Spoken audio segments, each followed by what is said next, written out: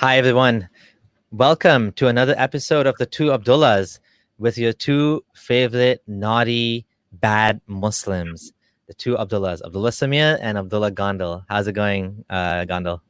Hello, everybody. Thanks for having me back on the show. I miss you guys a lot, and today we have a very interesting topic. After discovering the brothel of Allah in heaven, we are now going to turn to his psychotic torture lair, where he does such unimaginable forms of punishment that would put to shame the most imaginative psychopath on earth.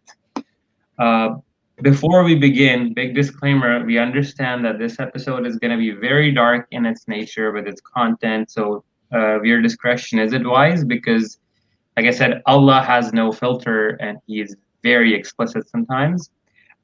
We also do understand that the topic of hell is very sensitive to a lot of Muslims and ex-Muslims and people of other faiths like Christianity and other faiths too, because it's so dark and it can cause a lot of people emotional trauma, especially children. So, with that disclaimer and warning aside, we will try to make this as humorous as we can. But again, we aren't psychopaths that we can keep on these weird torture things. But with that aside, I will let Samir show us the first video, which talks about the levels of hell. So, interestingly, hell has levels, 7 levels, like Jannah. And Jannah, I think, has 7 levels as well, or a few levels, and 8 gates, and hell has different gates as well. Hi. So before we start, thank you to P for your donation. Salutations to the two Abdullahs. Likes and subscribers be upon them. Thanks for your work. And also wanted to say, shout out to Calpurnia for joining the channel as well. Welcome to being a member of the team. To Season on Faith, a good buddy, a good friend as well, who is also putting out some really nice work. Thanks for being here for us, and we really appreciate you. All right, so just as Abdullah Gondal was saying, one of the best ways to take the punch out of something as serious and scary as hell is to mock the hell out of it, right?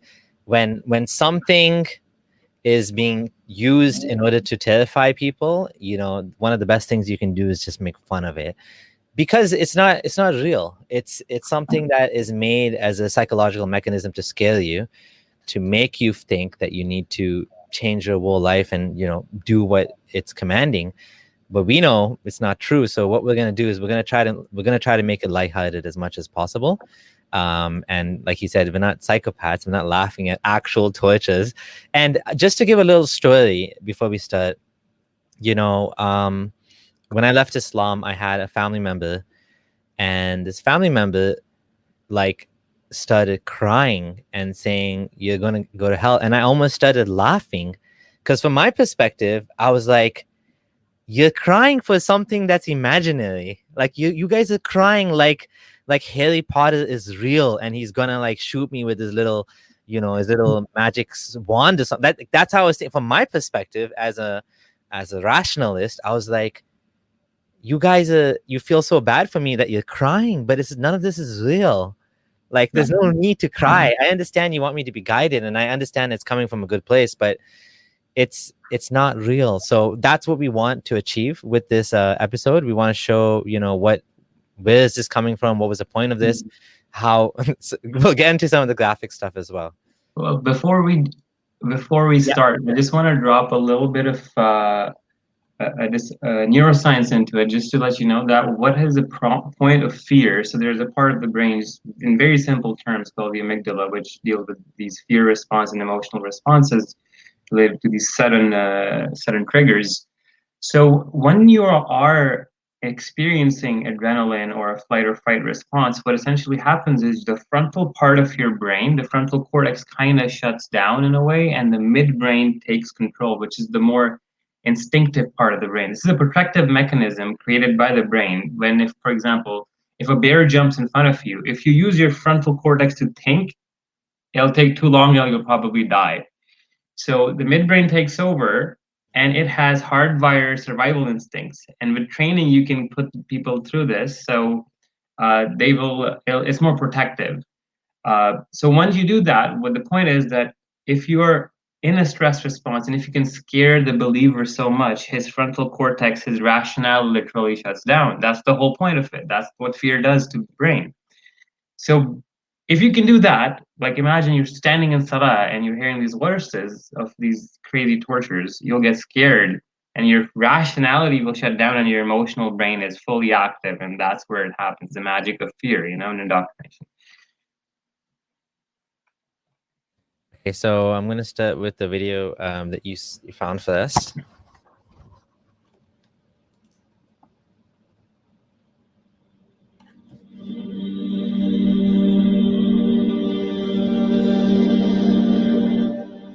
Jahannam. This gate is called Jahannam because the fire will scorch the faces of the men and women who enter it. This is in response to their obstinacy and resistance in the life of this world. Just as they continue to reject obedience to Allah and submission to Him, likewise the fire will continue to burn up their flesh. And when it reaches the point of almost being obliterated, Allah will remove the old flesh and replace it with new flesh, a just recompense for their rebellion in this life. Lada.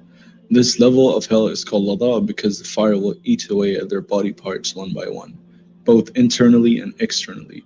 It will invite those who abandoned Tawheed and turned away from that which the Prophet ﷺ came with. Saqar.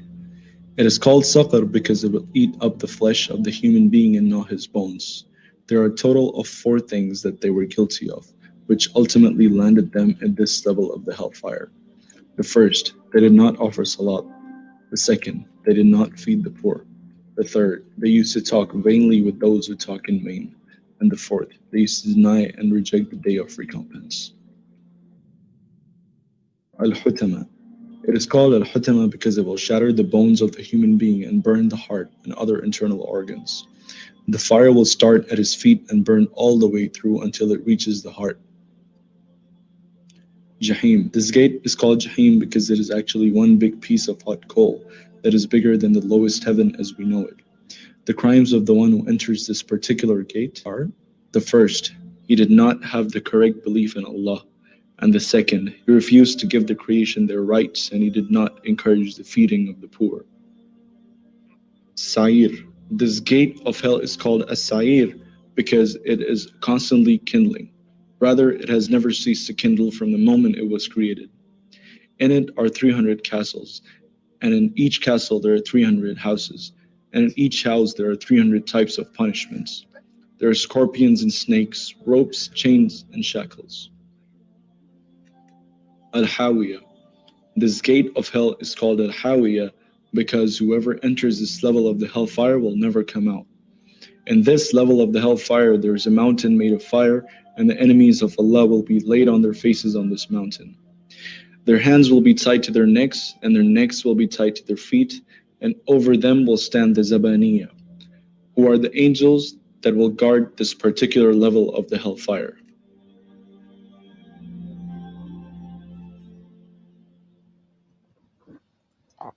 All right. That was quite a lot.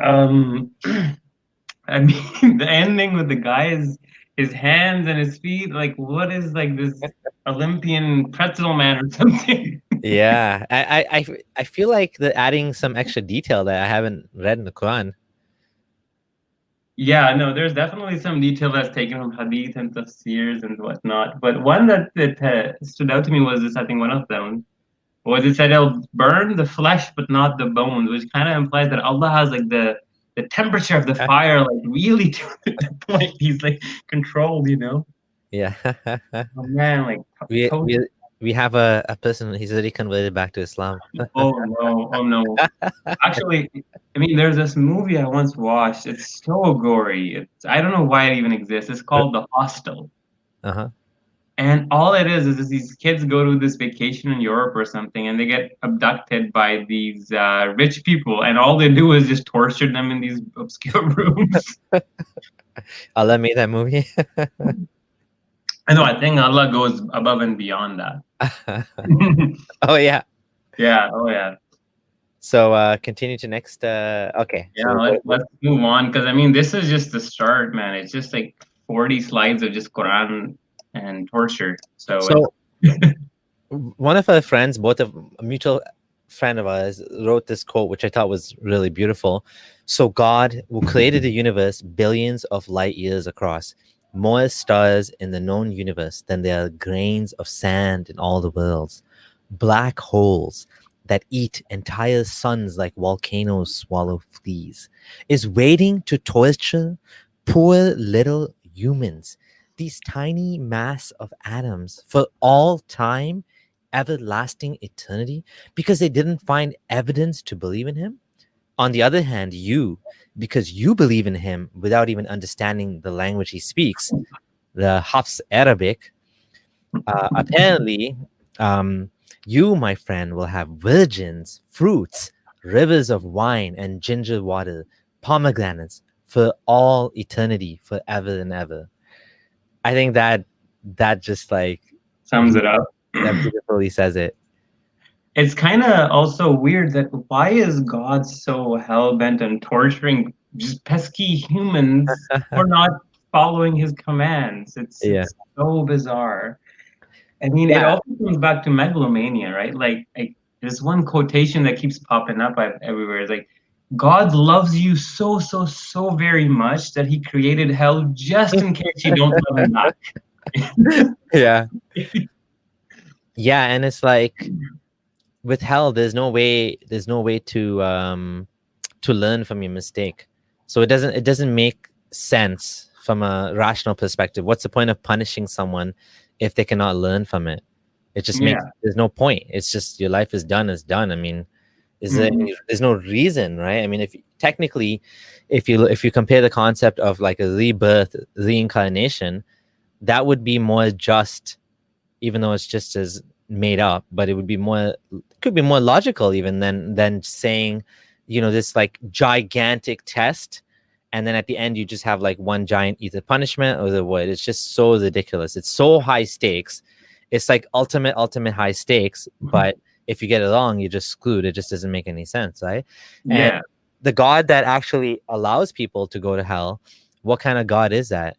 What kind of God creates people knowing that all of these people, 80% of them, and I say 80% because I'm looking at the number that is Muslim, it's probably even more than that, because if you consider even from 80%, which are non-Muslim, 20% are Muslim, 1/5 of the world's population, most of them are in the wrong sect. So you have 10, you have Shias, which are like, 10 million, you have the Ismailis, you have Ahmadis, you have even other similar like Baha'i. All of those people are not Muslim, apparently. Just the Sunnis are Muslim if you're Sunni, and if you're Shia, then only the Shias are going to heaven. And then even the majority, I don't know if Shias say that only Shias go to heaven and Sunnis go to hell, but the point is you're in the wrong sect. So the number is probably even more than 80% are going to hell.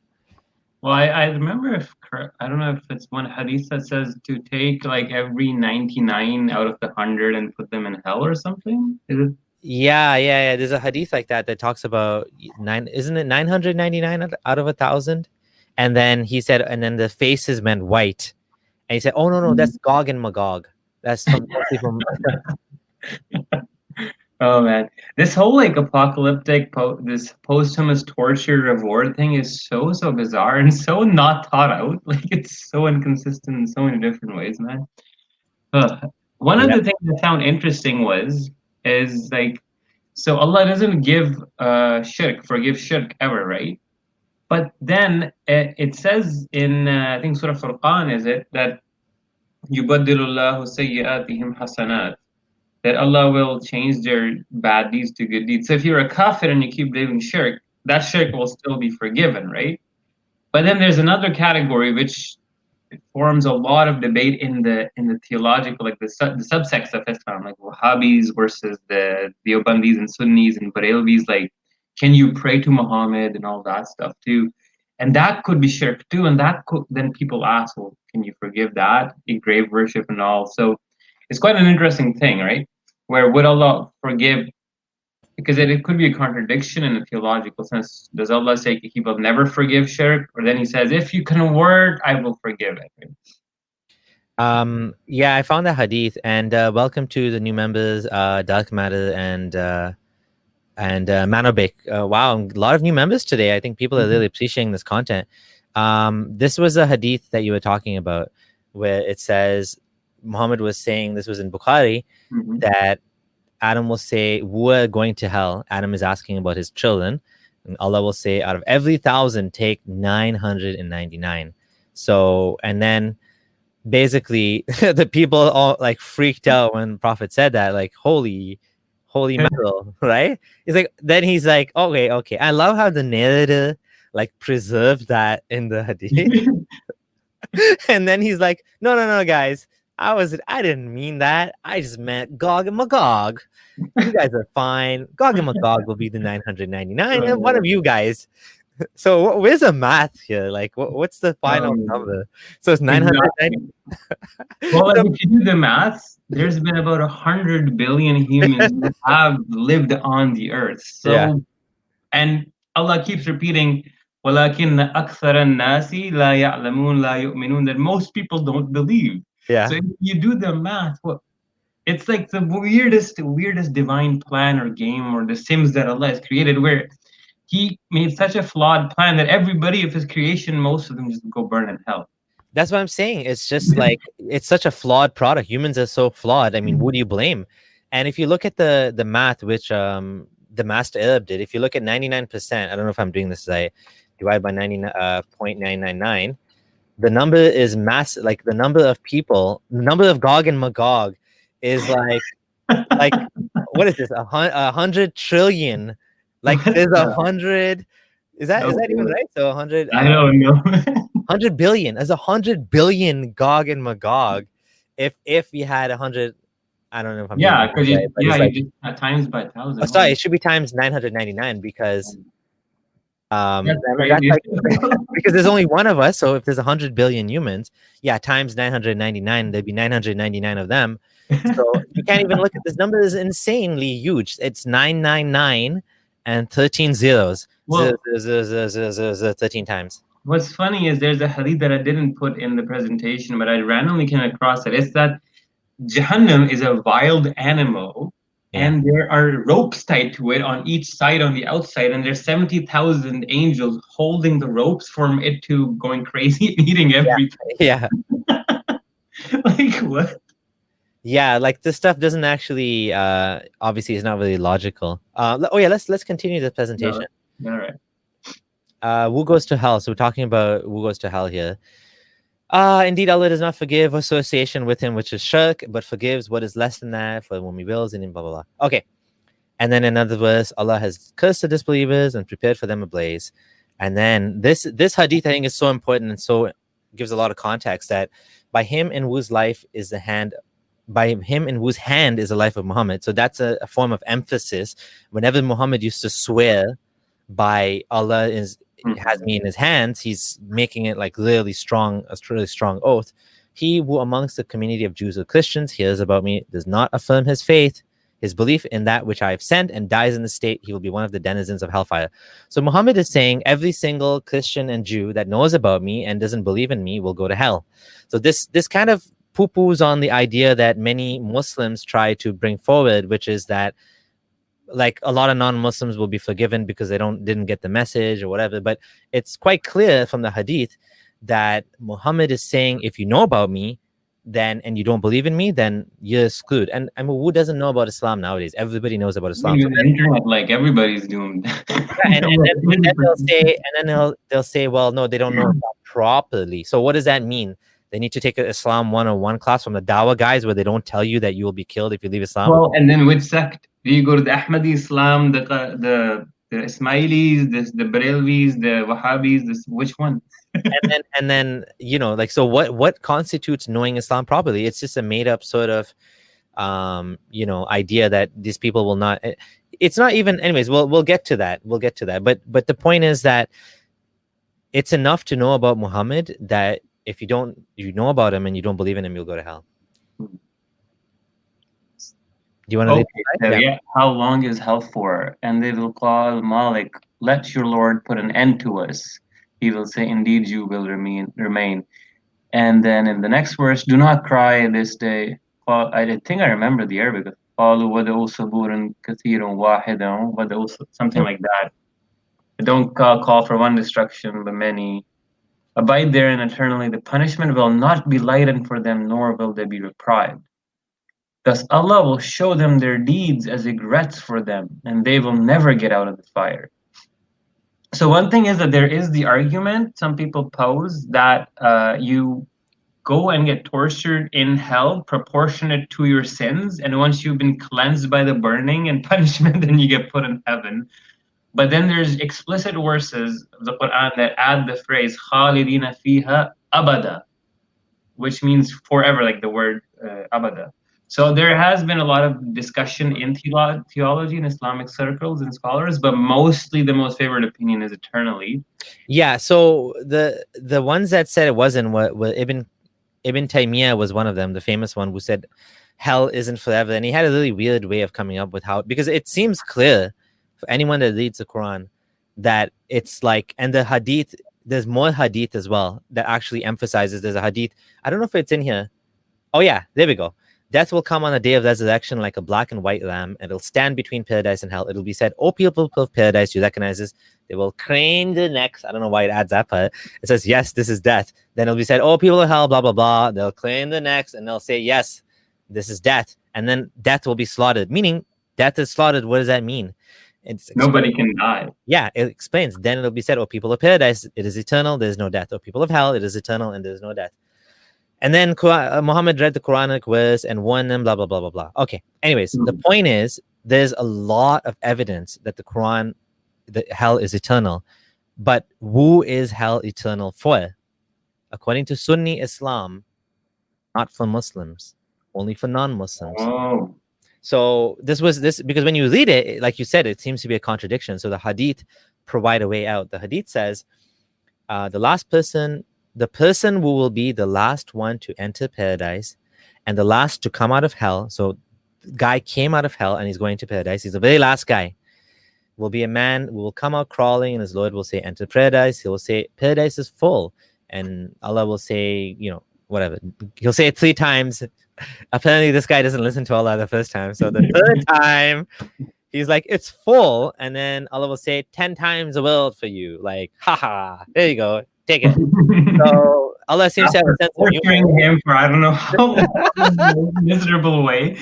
Then the guy crawls out, Commando Ninja crawls out of hell, saying, "Is it over now?" And then no, there's no more space for you in heaven.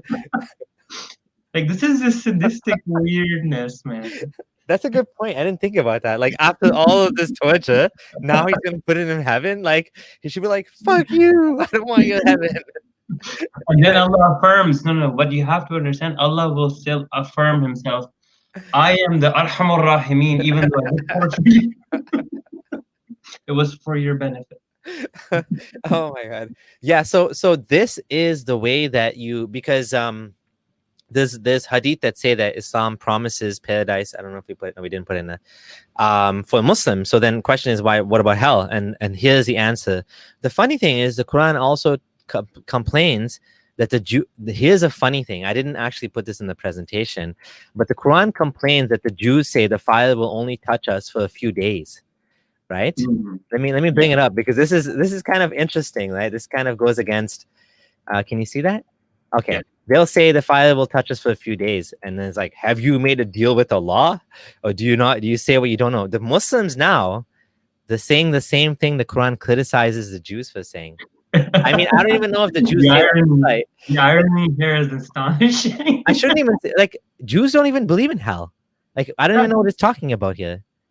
Like, it developed. I think it might be from the Talmud and the later parts, because it had like 600 years. But still, like, you're right. The idea of Jahannam and everything, Jahannam, came much later on after Judaism, right? Yeah, it's part of Christianity, right?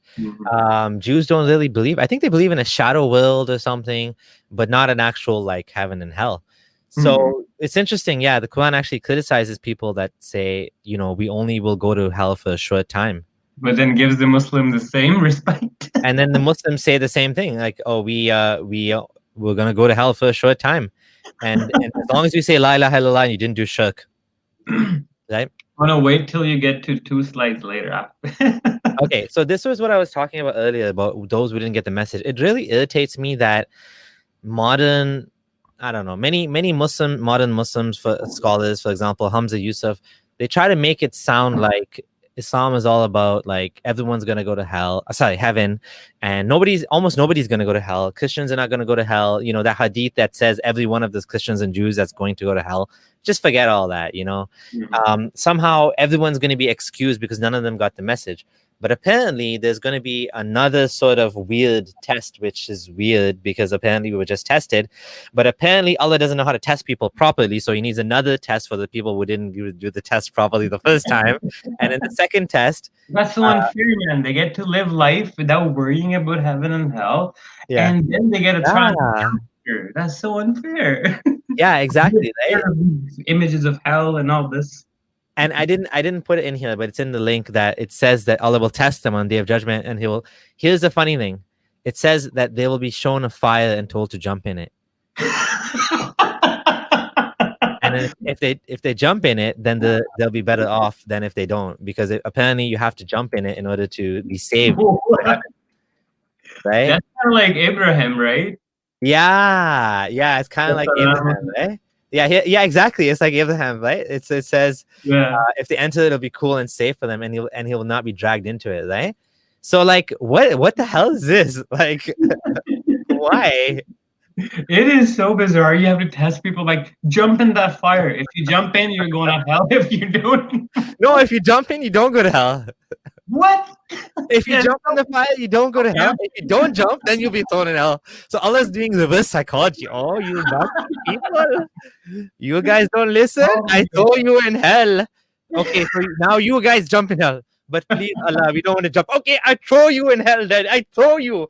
And the ones who jump in hell, okay, you guys good. You guys jump in hell. I save you now. It's weird, right? It is so weird.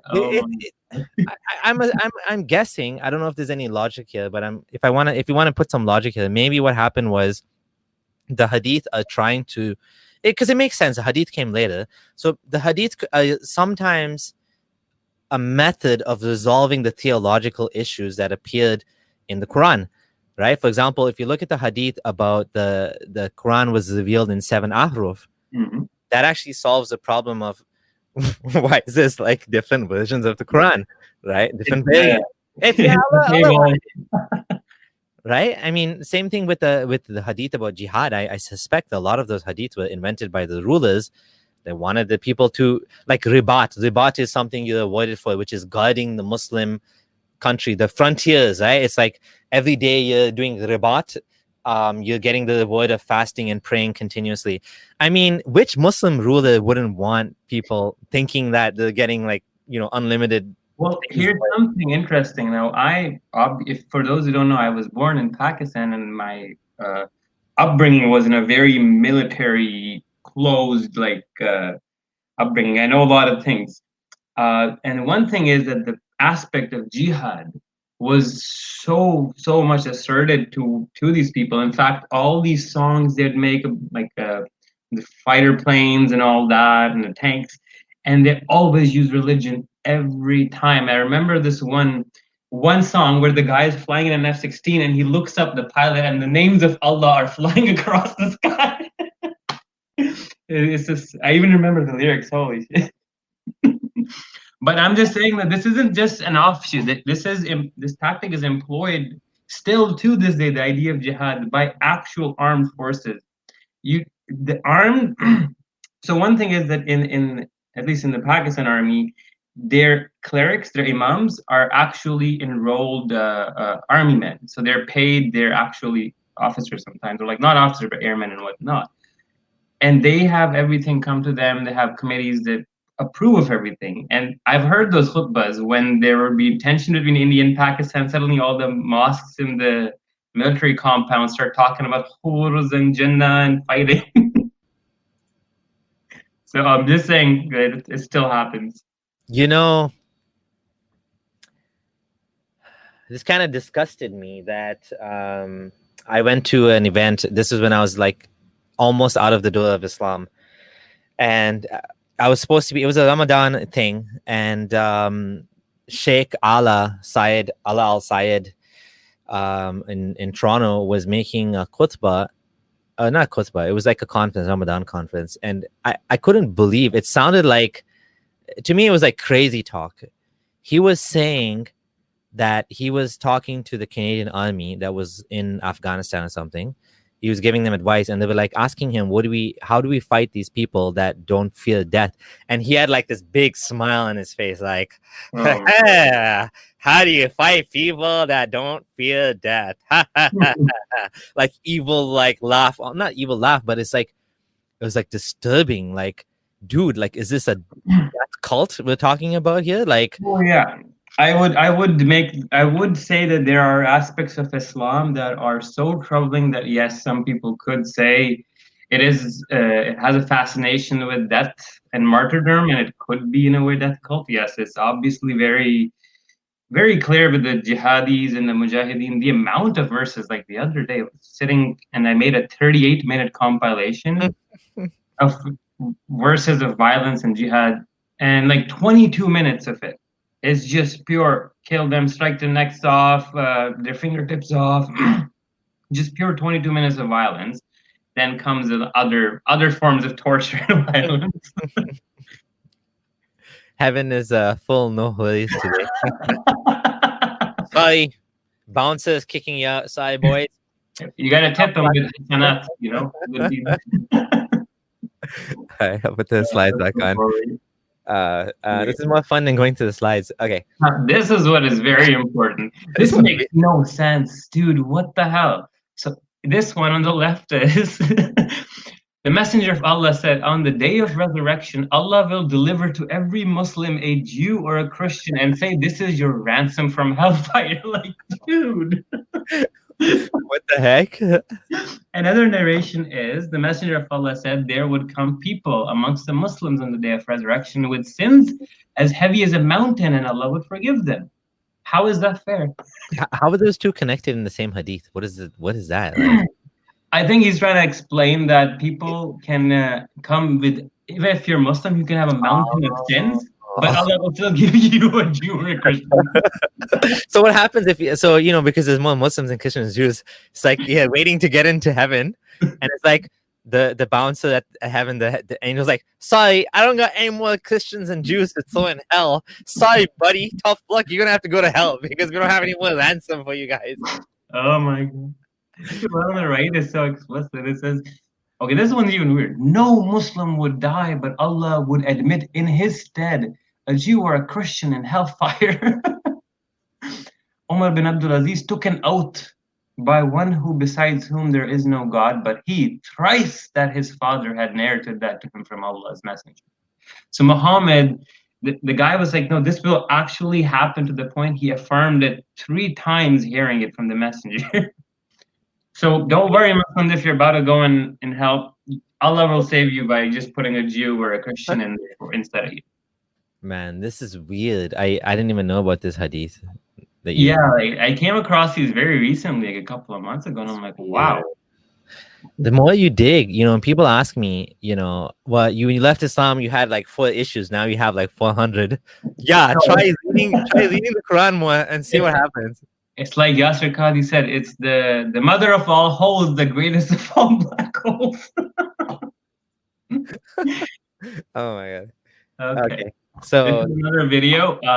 So from this point on, the things are about to, if you thought what we were talking about right now was depressing, violent, gory, and sad, well, things are about to take a step up, like a couple of notches, so be prepared. Anyways, let's hear Yasser Qadhi for 2 minutes.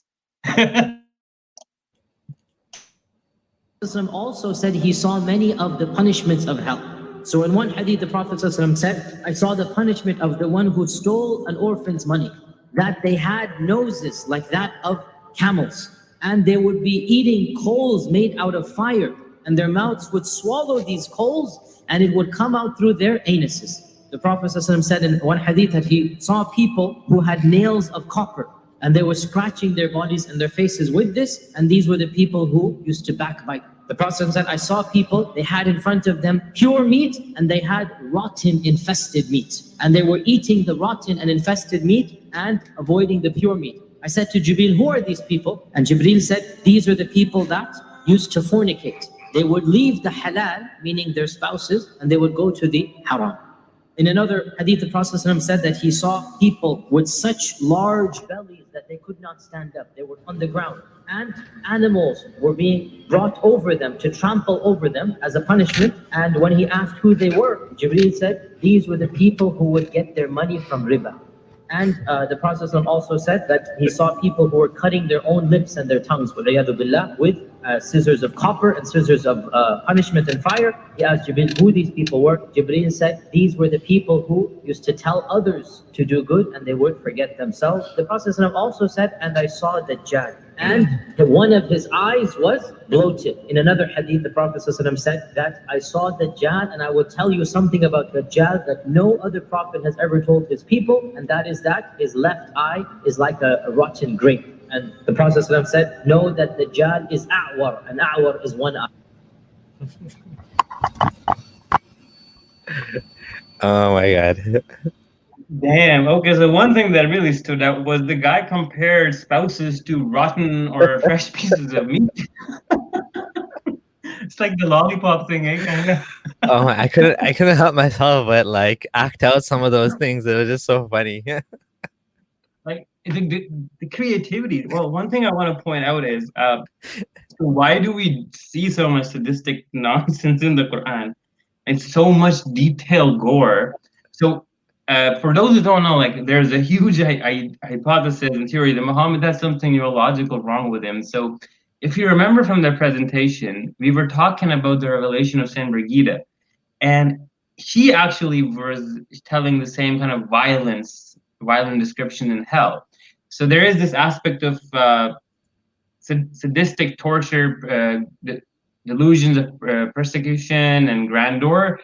The way they kind of come together, they lend to this in a lot of people. But this is just a side point I just wanted to mention. Yeah. What's wrong with Muhammad? He probably, again, I'll reiterate it if people heard it. I told this thing 3 times in my stream explicitly that this is the most likely, most tenable, most explanatory theory and hypothesis that he was suffering from temporal epilepsy, but we cannot be sure exactly. We can, with a lot of certainty, assert that there is definitely something neurologically wrong. It could be schizophreniform, epileptic, something along those lines. All right, that's what I think was wrong with Muhammad.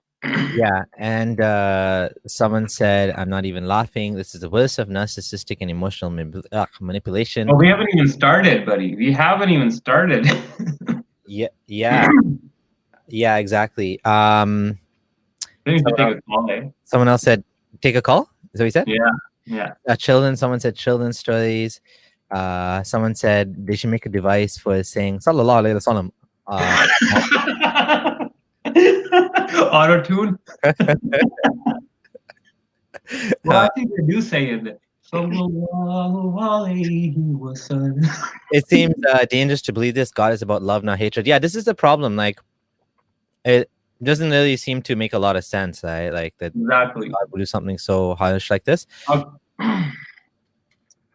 Okay. It's like you tell us that God loves us more than 70 mothers, but then which mother would torture her kid for disobedience? But these, it doesn't make sense. Indeed. Hello, Aladdin. Hey, Greetings. hello everybody.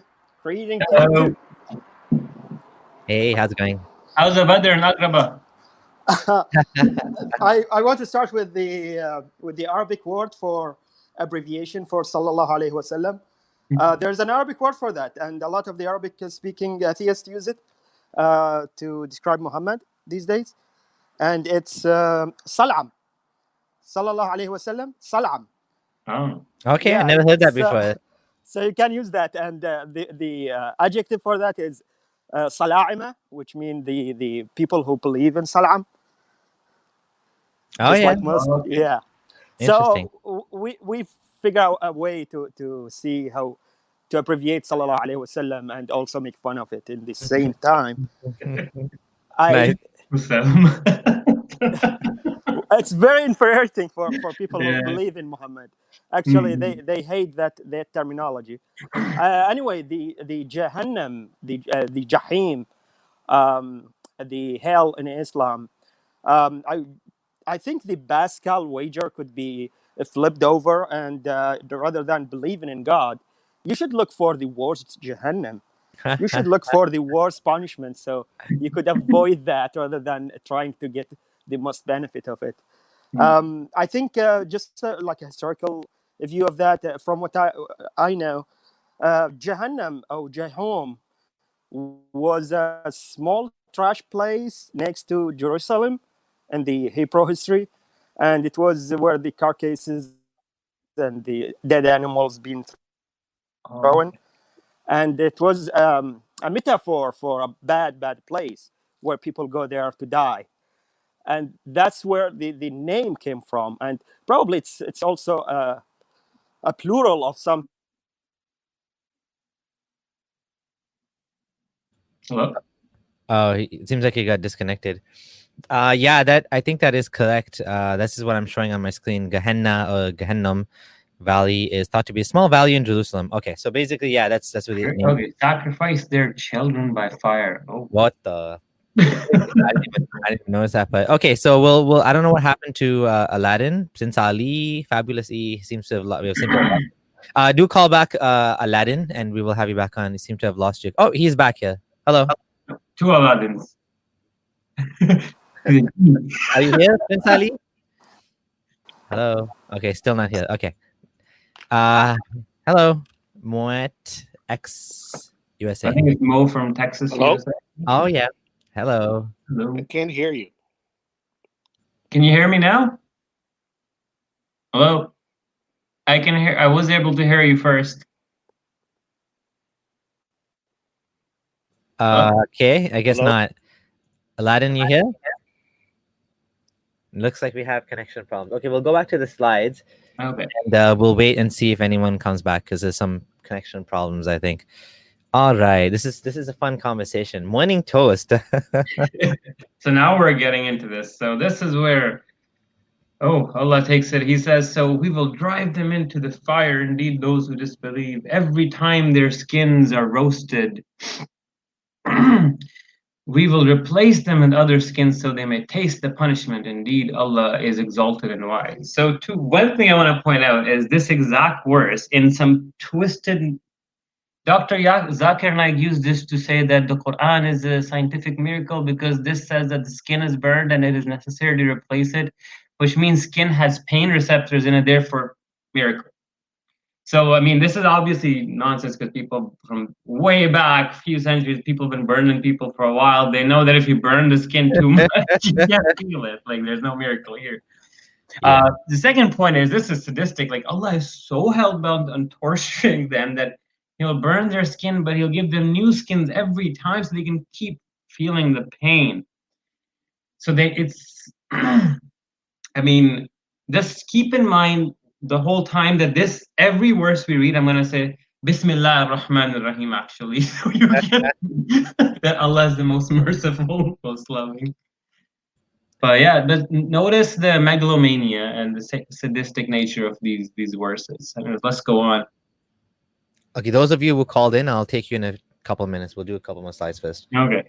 Oh, seize and chain them. Hey, Allah likes it rough.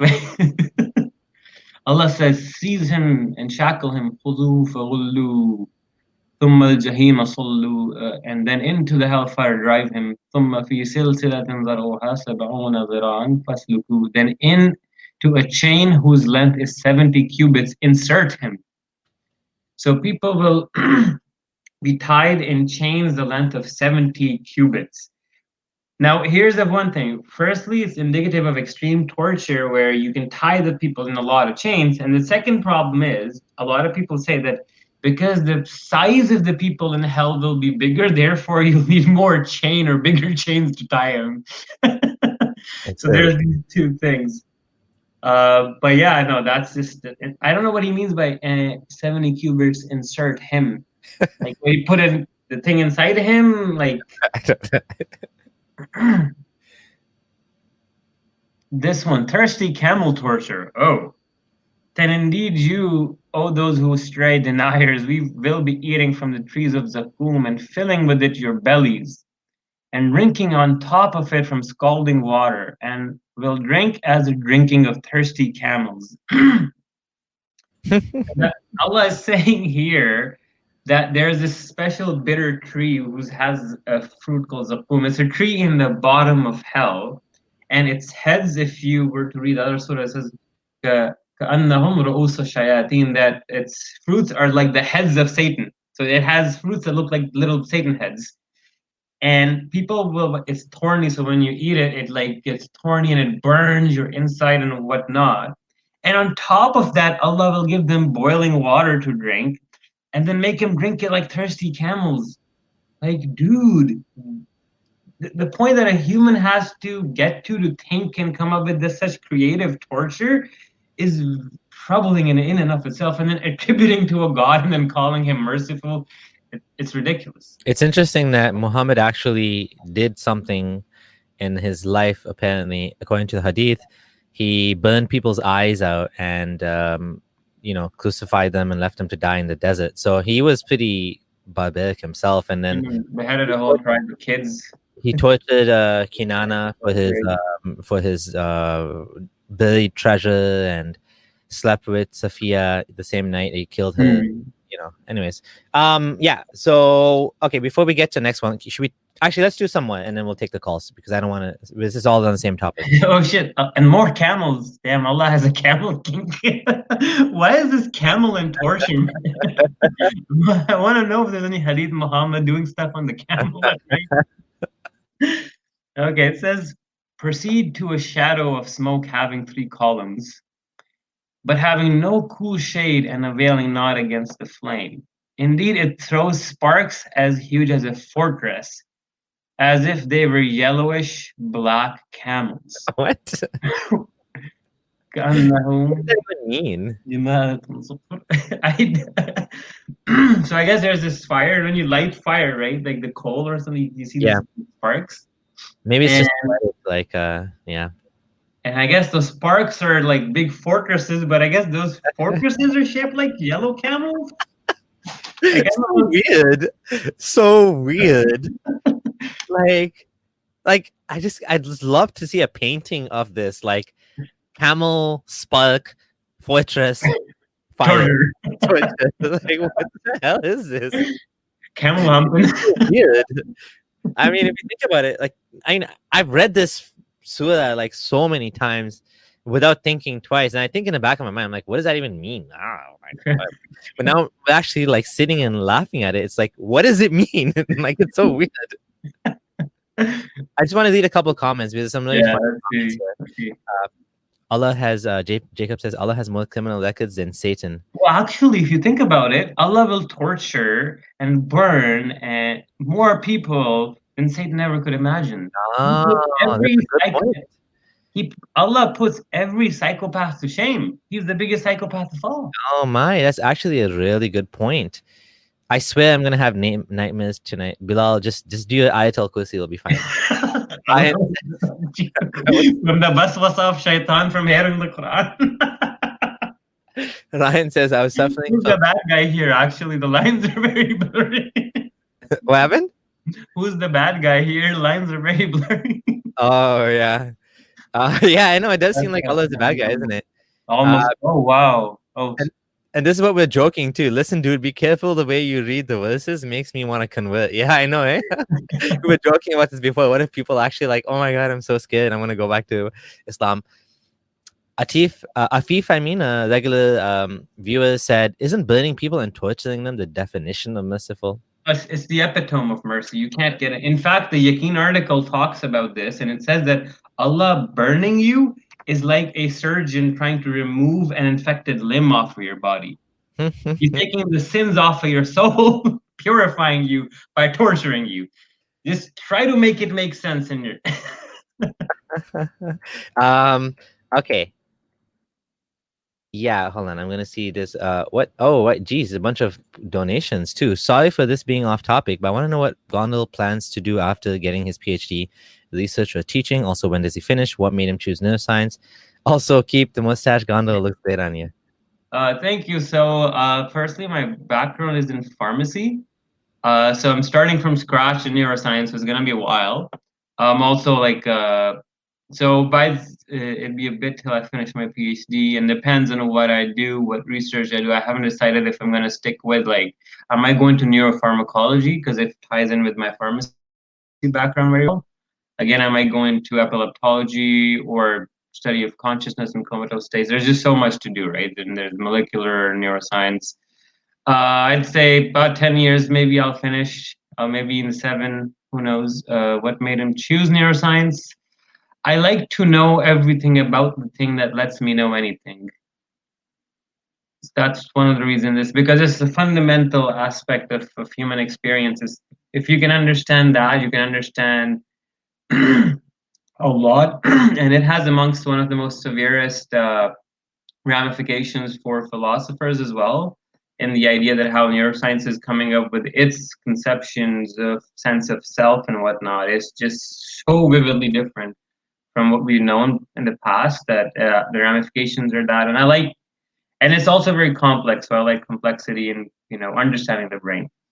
As for the mustache, thank you. I'll keep it. It was inspired by Salvador Dali, Spanish, I think Spanish painter, right?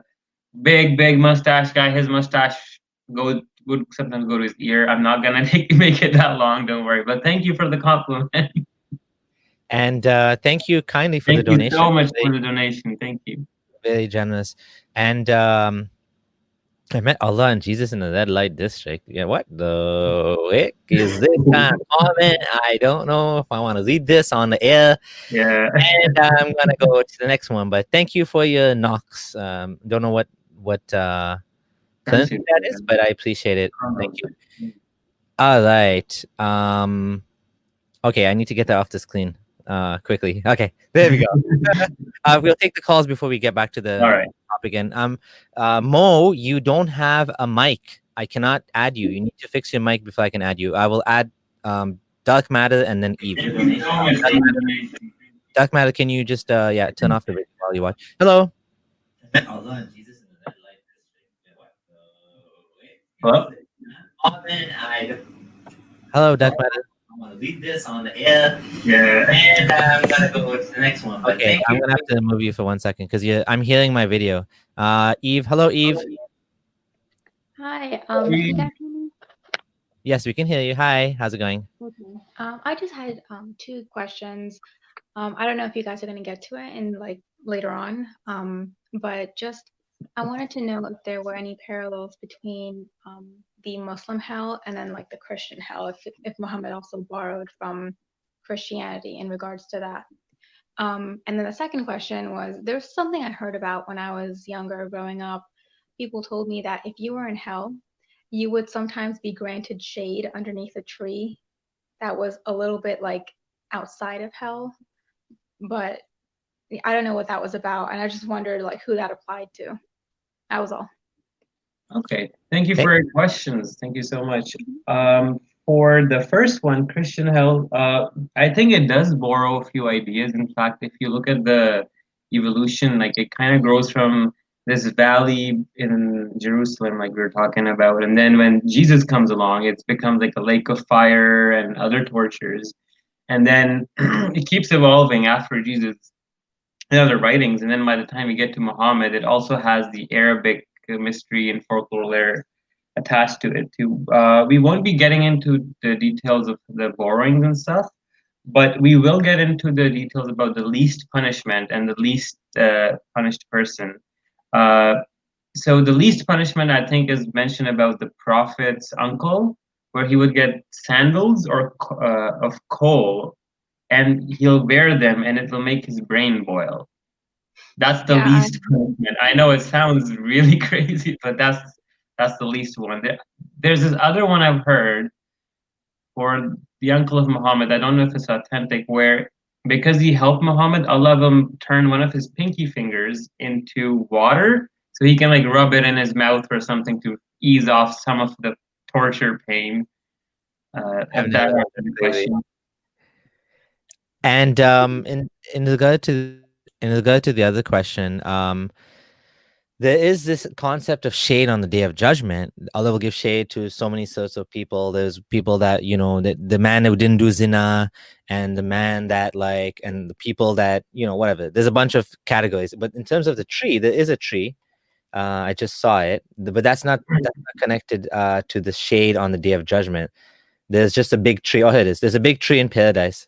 I don't know if this is the same thing that you heard about. That was outside of hell or whatever like that.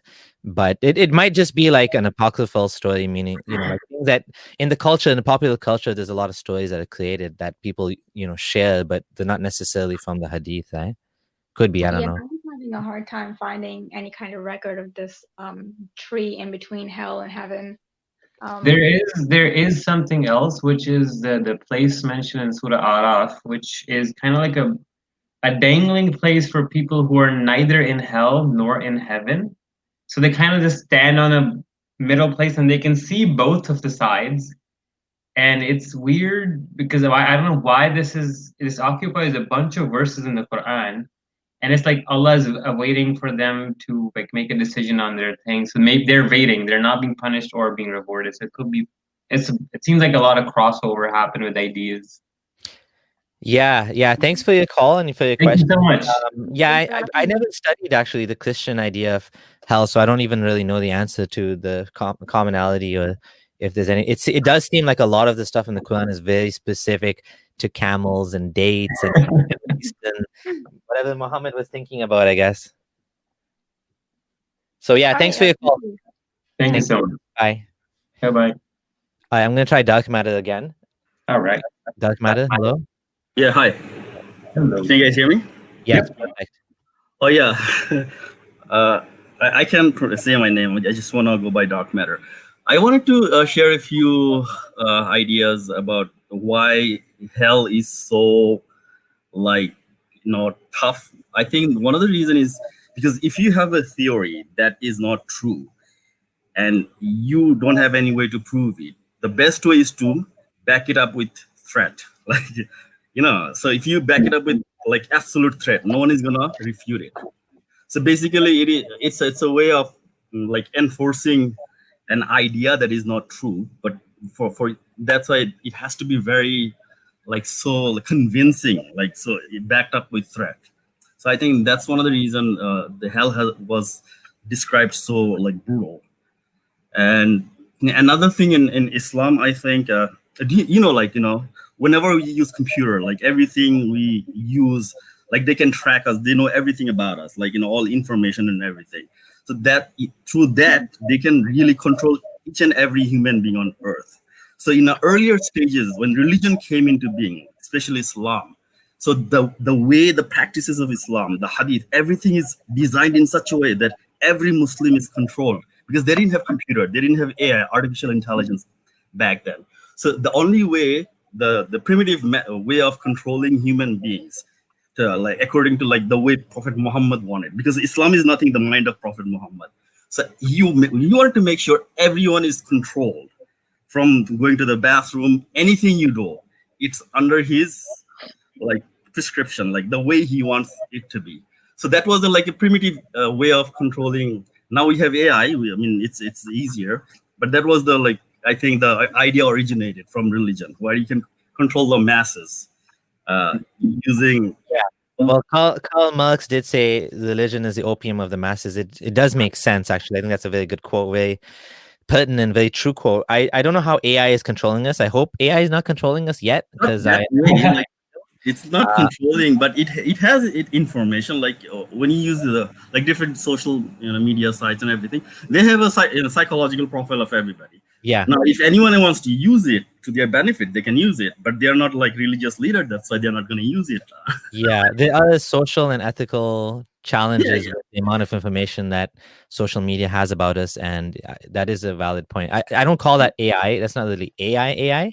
That's more like mass information or something. But Well, anyways, they yeah, use machine learning just to get all the information. So all your yeah. practice. I mean, that is a good point. I mean, I don't know if that's really connected to religion, but I see where you're coming from. I understand your point. Yeah, thank you. Do you have any question, or just wanted to make that No, reflection? that's all. I just wanted to share a Yeah, few thoughts. absolutely. Religion is it's control. It's definitely control. Do you have anything to add to that, Gondal? I would say like the part about so I would make an analogy is imagine yourself wearing a body cam that's 24/7 recording everything you do, and then you have CCTV cameras watching you from 3 different angles at all times, and your thoughts are not your own. Yes. Think about it. Is it scary? It is, right? Yeah, it is. Yeah. Imagine that religion, like he's saying, tried to implement a cruder version of this thousands of years ago in the form of a supernatural, non-existent deity doing all of these surveillance things, right? Yeah, that's absolute dictatorship. Yeah. Exactly. So it's in essence, I get what you're trying to say, and like you said, it is a mental mind control prison where you're told that you can't do anything, you're always being watched, and basically, yeah, when you actually think about it in real life, having a human watch you like that, then you realize, oh, okay. And Prophet Muhammad, right? He always wanted like control over people. He has a Exactly. Yeah. So that's why All right. Yeah, Thanks. Authoritarianism. Exactly. Thank you. Thank you. Yeah. I even would go a little bit further than that and just say that it wasn't just Prophet Muhammad, but it's it extends into the hadith, which is it's more than just Muhammad, right? It's all of the scholars that came after, which worked with the political empires, right? They were never independent. Religion and politics always went hand in hand, and even what was preserved by. Sean Anthony has a story in his book about how these there was this story, the Sira collection, that one of the I forgot the name now, one of the famous scholars had, but the problem is it had some things against the Uthmani family, right? The dynasty, I mean, right? And so the leader refused to print or allow this Sira to be spread because it was very political, right? So they didn't want to spread stories against their own family, right? So because it put the Umayyads in bad light, right? So the Caliph decided not to spread the story, which is how I think I think it would make an interesting video on just how much religion has controlled politics has controlled religion in modern day Saudi Arabia as well. I mean, the unholy alliance between especially with religions like Islam who are political in nature and like who are, one of the goals is to strive to establish a political form of Islam like a caliphate, right? So they're intrinsically political. You can't separate that. Okay, last caller, and then we'll go. We are honored to be in your presence, anonymous Sheikh of Islam. Sheikh ul Islam, the Sheikh of Islam. How are you? Are you here? Ibn Taymiyyah is not here. Sheikh ul Islam. Okay. Sorry. I guess we won't be taking any more calls right now.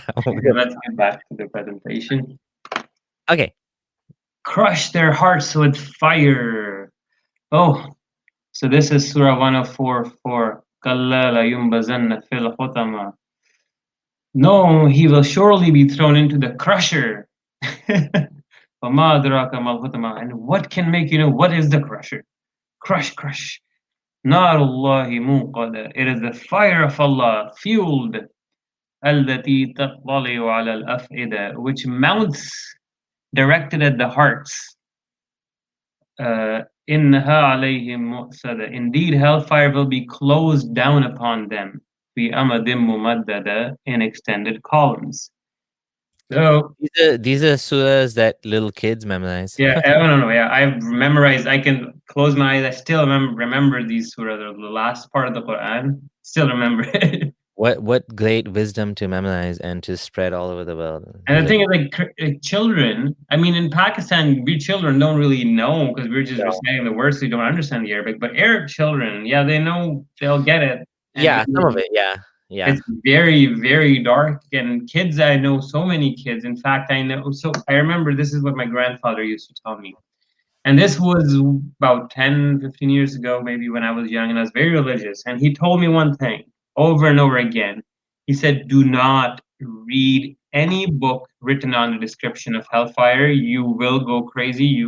He said you might go crazy, because he had seen a few people go crazy. And yeah, he warned me not once, not twice, a bunch of times to stay away from reading more into this. But yeah, I understand why, because it's scary. And if you can scare somebody into thinking that this kind of torture is awaiting them potentially, then you have so much control over them. That is the problem with cults, right? Yeah. As soon as you can get them, it's one, and then it's a slippery slope. Yep. There's some really crazy examples. I was trying to find one of them. I heard it in a khutbah about this young boy that felt so guilty because of what he was. I don't know. He did zina or something like that. I don't even know if he did zina. He just looked at a woman or something. This is a young boy. And I know the story. It's the Arab sheikh that tells the story, and he cries at the end. I mean, I heard the story from probably a different sheikh than you did, but the story is there in the seerah somewhere in the hadith or something. And the boy like died or killed himself or something. And it just shows you that, like, I mean, I don't know if this. And then there's an example that boy in Pakistan who cut off his own hand. Blasphemy or something, yeah.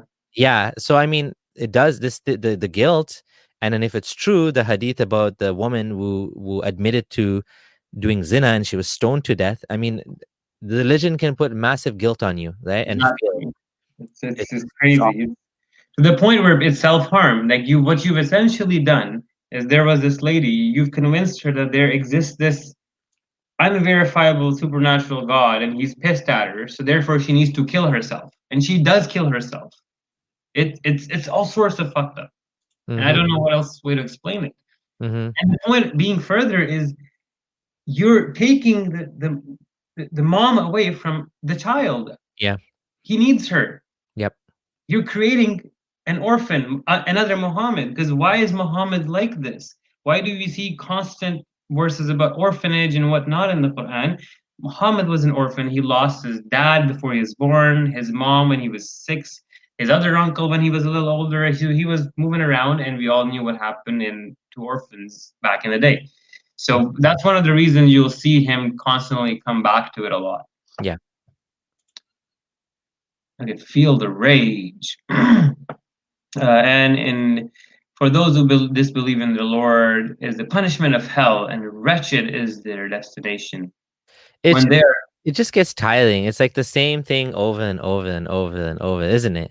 Yeah, it's the same threats. It's when they are thrown into it, they hear from it a dreadful inhaling while it boils up. It almost bursts with rage every time a company is thrown into it. Its keepers ask them, did there not come to you a warner? So Allah is basically, there's these companies and groups of people like, yalla, get into hell. The angel Malik is throwing them in. And then he's taunting them. Yeah, I'm throwing you in, right? No messenger came to you? Oh, yeah. That's an interesting point there. It's just taunts, and it's all sorts. It's so dark. It's so dark. Yeah. All right, what's just this one? Let's see. Oh, on the day, the punishment will cover them from above them and from below their feet. And it says, taste the result of what you used to do. Up, down, left, right. Now, one thing I don't understand is, do you, as a normal, decent human being, find the punishment proportionate to the crime in this situation? The fact that somebody disbelieved in a God out of 4,000 religions, all having next to no evidence, and he's being treated like this, and it's disproportionate punishment, right? So this is also an idea of like, what is justice in Allah's eye? Because anyways, let's go forward. Okay. Smokes meat. You can do this one. Smoked meat sandwich. And the companions of the left, what are the companions of the left? They will be in scorching fire and scalding water and a shade of black smoke, neither cool nor beneficial. All right. So it's talking about the companions of left and right. It uses this imagery of a left hand. People will get the book in the left hand. People that get the book in the right hand. People that get the book behind their backs. They will be in scorching fire and scalding water and a shade of black smoke. Oh, so you do get shade. It's a shade of smoke, but apparently, I guess it's a bad shade for some reason. Allah has to clarify. You think you're getting shade, but it's not good. It's not cool nor beneficial. This is bad shade. Allah is so mad, eh? Like he's so weird. Where for Abraham he made it wasalam bardan wasalamun ala Ibrahim, and made it the coolness for him, the whole fire he was thrown into. But no, for these guys, I gotta make sure they don't even get the littlest bit of niceness from me. Yep. Angel slap. How will it be when angels take them in death, striking their faces? Like, dude, Allah, leave them alone, dude. Like, come on, like angels are slapping people and their backs, like where in the back or the bum spanks. You naughty boy. Oh my god, that's really funny. All right. Oh yeah. So this one you talked about before, right? It says, in paradise they get rivers of milk and water and wine and all that and honey, right, and fruits and forgiveness. And in hell they get scalding water that sears the intestines. I don't even know why you need intestines if you're not going to be eating food. Yeah, you're not going to be pooping out stuff in Jannah. I mean, you only get intestines in heaven. In hell, in heaven, you don't get intestines apparently because there's no poop, right? I'm like aliens in heaven without intestines and no poop, right? But look at this verse. It's the irony of all ironies. Those in which they will have from all kinds of fruits and forgiveness from their Lord, like that of whose who abide it. And then he goes on to describe torture. This loving, forgiving God. I know. We're supposed to say Bismillah before each one. A tree that boils your belly. Okay, there's a tree of Zakum. It is food for the sinful, like milky oil. It boils. You know, like what is Muhammad like doing that he's like writing this stuff? Like, what is going on with him? Like, why is he there, like talking about the tree of this and that and boiling water and clothes and like what is going on with his head that he's there like writing all this torture poetry? Well, imagine that if he's like actually visualizing this or he's hallucinating these vivid images, these people eating these thorny plants, and then murky boiling oil. Like, what the hell? Like, I've heard some. So, one of the stories from the Pakistan military back in the day, I don't know if it's true or not. Don't quote me on this, but my dad and his friends used to tell me that in Kashmir, they would take, you know, those fryers for French fries. They'd put babies in them and fry them alive. What?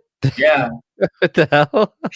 That's what my dad told. But I mean, this is messed up too. I mean, this is okay. Yeah. So you get to eat something that they says it's a tree that its fruit is like the head of devils or something. In other words, yeah. What does that even mean? Eating the head of a devil, is that like a pork chop, like a head of a pig, or the head of a what is a head of a devil taste like? I don't know if it's supposed to be like a spicy ghost pepper.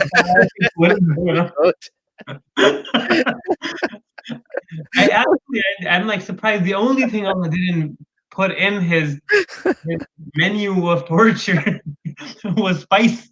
Because he even put cold. You know, there's a part of hell that is so cold it's torturous. Oh, does he talk about cold torture too? Yeah, Zamharir, something like that in the Quran. Zamharir is a word for it. But yeah. And here's what you were talking about, the mocking. Taste indeed, you are the honored, the noble. It's again like being like very childish. So Allah, what the hell? Allah is pouring or having angels pour boiling water on people's heads. At the same time, taunt them. Taste these, you are the. Here you go, king. Like what the hell? This, you know, have you seen the movie The Saw? The Saw series? Okay. And you can see that like Hollywood could like be inspired to make a psychopath some movie out of this. Holy. I know, right? It's bizarre, right? Okay. And so we bald in head? Bald in hell?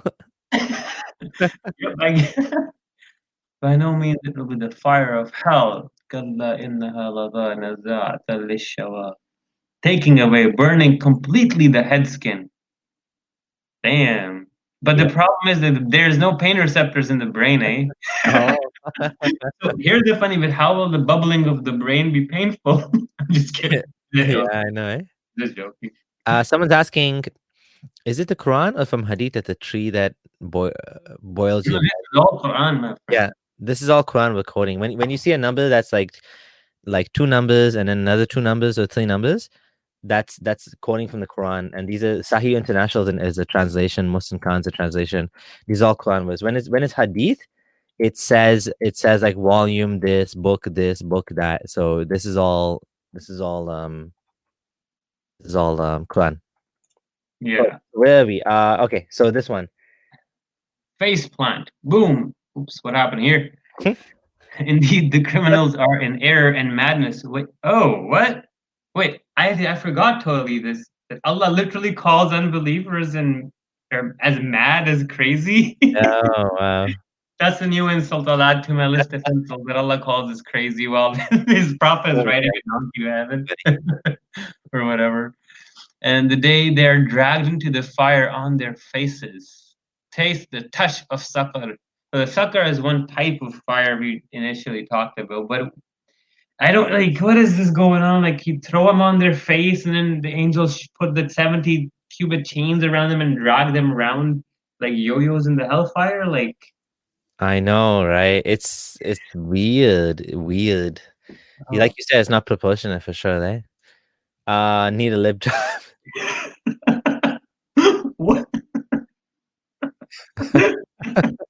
The fire will burn their faces and they will grin. Like, gosh, man, like the imagery is just another level. Like, where's that? What's that? Dante's Inferno, was it? yeah. Oh, I mean, what do we? I know. What do we say? Right? It's just torture porn at this point. It's torture porn, but oh man, I wonder what Muhammad's wives were like, and like, do they have any interesting stories to corroborate? I mean, this is weird. Like, this is like when you see it all at once, you're like, what the heck is going on in this guy's head that he could write all this? Like, I don't even like watching like certain types of movies, but like this is like too much. Hello, knock. All this, like, I don't even like watching. You gotta mute the movies, but like, yeah, I'm gonna mute you for a second. Mute the video, because when you're in the call, because otherwise we'll hear. You gotta mute the. Okay, I'm gonna mute you one more time. Last chance. You have to turn off the YouTube video when you're on the call with us. So just turn off the YouTube video. You can hear me from the other window. Okay. One more chance. Hello.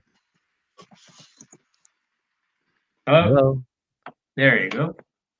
Greetings. Hi. How's it going? Are you here?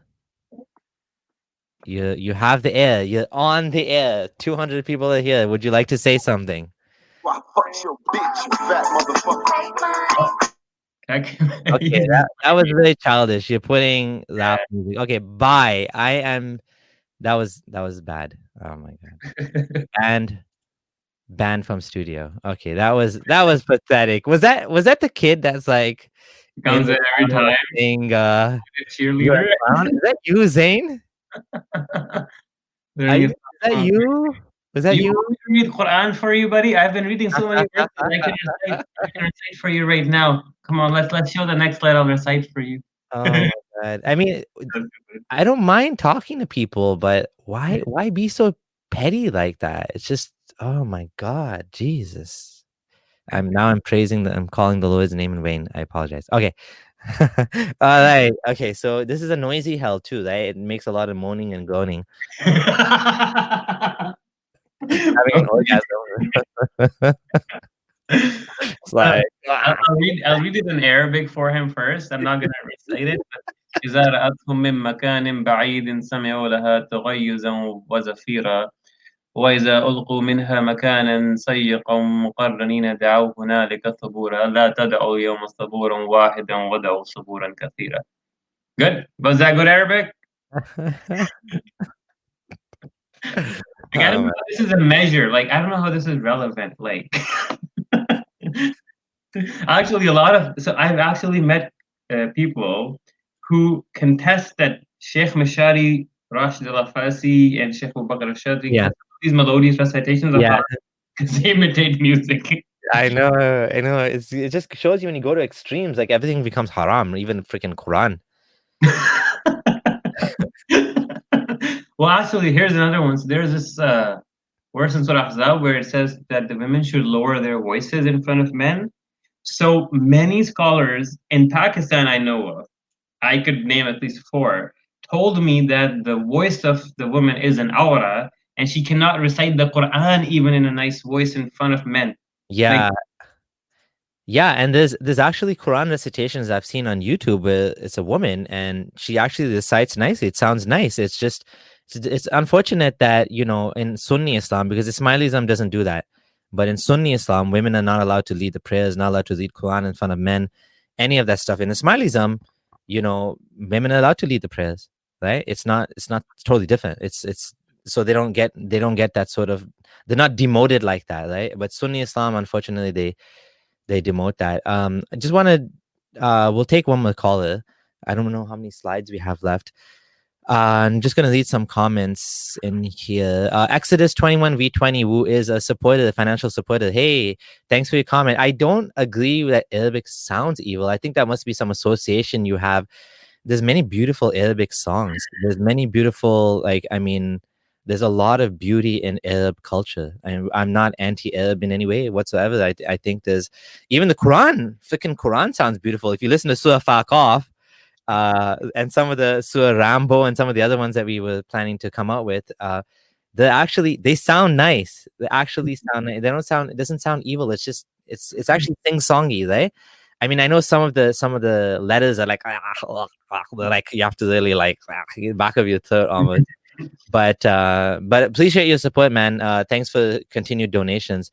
Okay, Jahannam talks and breeds. Laughing my Yes, it actually talks and breathes, and there are hadith we didn't add. And Muhammad told us that the cold in the winter and the heat. Yeah.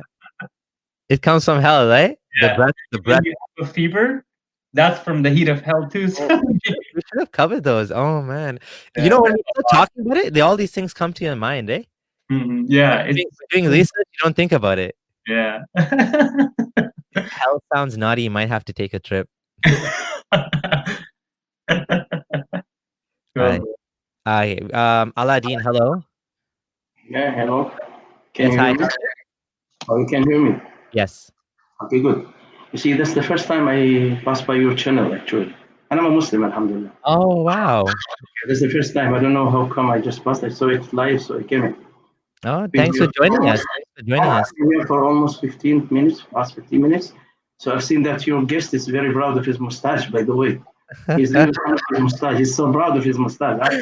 He keep laying his mustache. I gotta keep they tell me that when I was in Pakistan, some people he's proud of his mustache, huh? keep big mustache and big nails to scare the other people away. I would like to ask you something. I don't know. You said, "Oh my Lord Jesus." Are you Christian? Because you just Lord Jesus a while ago. Oh, I said Jesus Christ. Yeah, that's part of the popular language that I grew up hearing because I grew up in Canada. But no, I'm not Christian. I'm atheist. I think. Okay.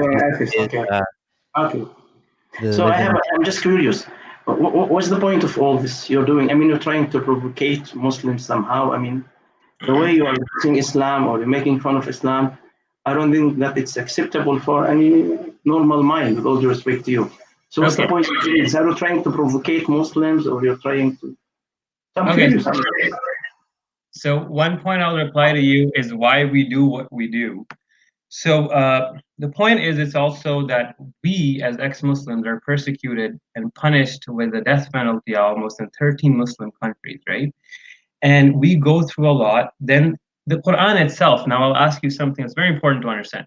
The Quran itself, does it not insult me and many kuffar by calling them like donkeys, like dogs, like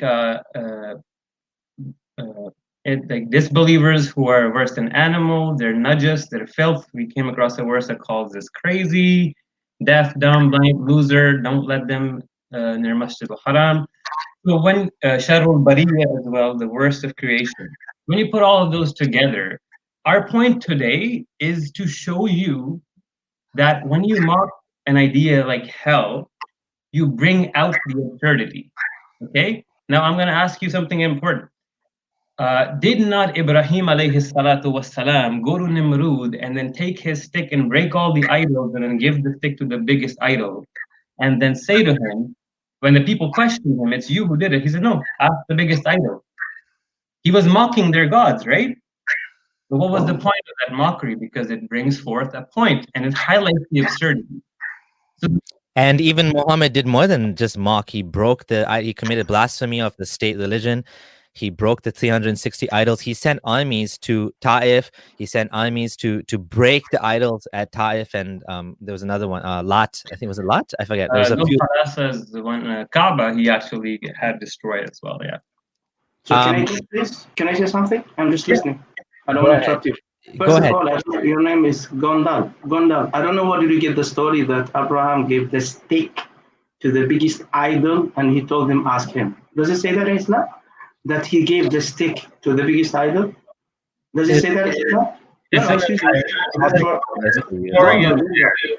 Does it say in Islam that Abraham gave the stick to the biggest idol and he told him ask the biggest idol? The stick is in his hand. No. Quran, I'm aware of what you are saying. I know what you're talking about. It doesn't say that he gave the stick to the biggest idol and he told him, ask him why he broke the idols with his stick. It doesn't say that. That's number one. Number two, for Mr. Abdullah Samir. You said, or your guest, you said that Islam is mocking believers, blah, blah, blah, and you said he's insulting, whatever. You see, I don't know. Actually, you can't find the same terms in other Abrahamic religion. You can find it as well in Judaism and Christianity. So is it that you are pointing the fingers at Islam, but you're not pointing the finger at the other Abrahamic faith, which use the same terms and even used worse terms than that? So that's why Islam only? Yeah, let me answer this one because he's asking me. Yeah, the story. Okay, about the story about the acts. I've heard this story as well. I don't know if it's in the hadith or the tafsir of this surah. If you want to look it up, Gondal, for 2162, just to see, it's probably in the tafsir that says that the axe, he put the axe with the biggest one and the biggest one.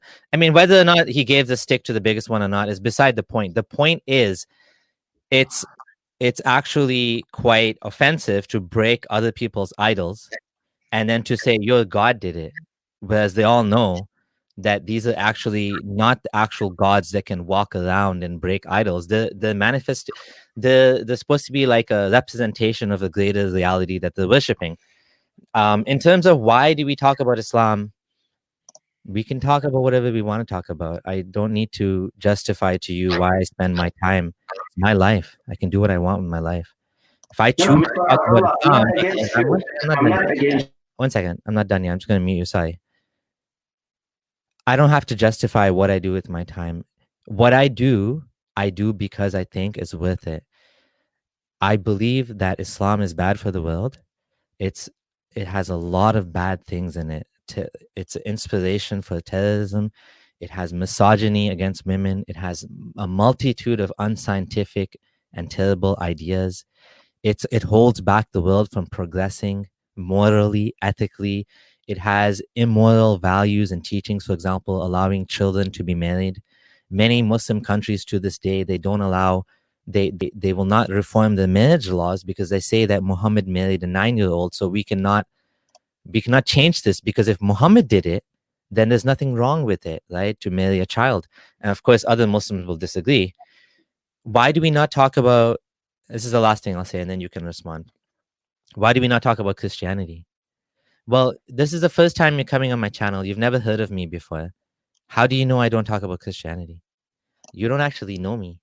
I wrote an article called Why I Believe Christianity is a harm for human progress. You can look up my website, ABDULLAHsamir.com.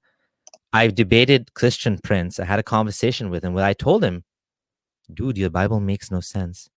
I was on a Christian channel, big Christian channel with 200,000 subscribers in Indonesia yesterday. A lady came on the air called Jesus Christ Loves Me. And she's like, why are Muslims so illogical? Why are Muslims so illogical? I said, what do you mean they're illogical? They pray towards the Kaaba. That's dumb. Why they pray towards the Kaaba? I want to pray. Why do they have to pray 5 times a day? I pray whenever I want as a Christian. I said, Muslims can pray whenever they want too.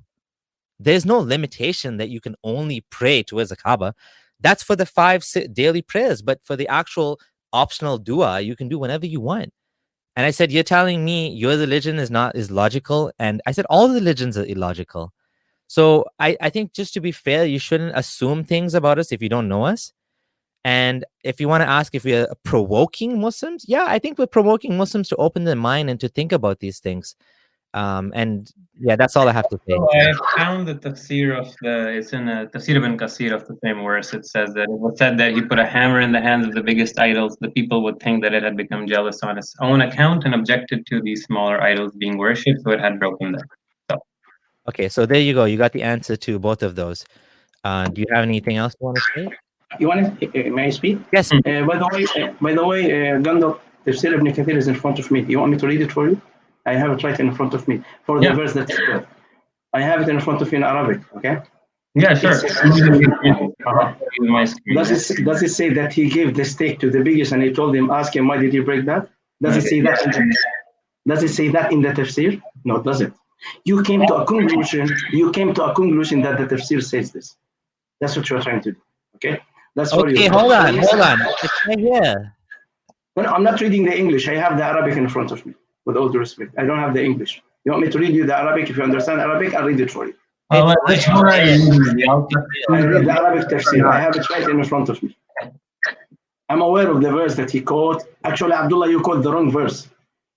It was the next verse to the verse that you quote. Okay, it's not the one you quote. Yeah, that's sorry. Anyhow, let's go back. Mr. Abdullah, you know, when you said that you are, am I coming clear? When you said that you're really, when you said you're really trying to provocate Muslims, you said that right away, a while ago. So do you think that this is the right way to approach Muslims to something that you have in your mind? I mean, you want to give them a message. You want to relay something to them. You want to convince them in your way of life. Do you think the right way to do that is to provocate them, as you said? If I will try to provocate you, let's say right now, and I'll try to say something that will offend you, will you accept from me or will you deny me? You will reject me for sure.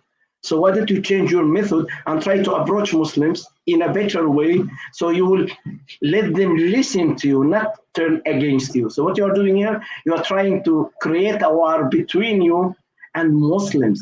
In the way you are addressing them. No, honestly, I'm not trying to provocate you. See, I'm not trying to insult you. I can use the same terms that you used, might will provocate you or your friend, which will drive you away from you. I'll say which will make you get me out of this live stream because you won't like what I'm saying. I'll say something to you how we approach most different people. It depends the way you approach them and have a dialogue with them. Like I'm having a dialogue with you. Have a dialogue with you with high respect, with manners. I'll explain you my approach and how I'm nuanced in how I approach different Muslims. Can I explain that to you? Please, I'm listening to you. Just feel free. Okay, so okay. If I am talking to somebody who is, let's say, a person like Yasir Qadi or an academic, like a Muslim academic, the way I approach the issue would be completely different the way I would approach the issue with a random person on the street in Pakistan. Okay, there's a whole idea. I don't know if you know about street epistemology. There's this whole channel, and they do this thing too. So how I talk to a person who believes in the Quran only versus the one who is a Sunni versus who is a Wahhabi is totally different. Now, also what I'm going to tell you is this isn't the only form of how I communicate with Muslims, because I've engaged in many multiple dialogues with varying degrees. I've talked to Mufti ABDULLAH. I've talked to a PhD from Columbia University in Islamic studies. I wasn't mocking them like this. In fact, in this show even, a lot of our streams aren't based on mockery. In fact, some of them are very serious. I've given a 2-hour, 40-minute presentation on neuroscience. It's not mockery, it's very academic. The point is that there's a time and place for everything, and even the Quran acknowledges that, where the Quran admits that at certain times, breaking the idols of the people is okay because that's the most effective or an efficient way to bring the point and absurdity forward. So that's the point. Why are we mocking hellfire? Because it's a depressing subject and it brings the absurdity out to people more. Okay? If we were talking about something like Quran preservation, it would be completely different in how we approach the topic. Anyway, that's all. May I say something, please? I'm just gonna add one thing, then you can talk.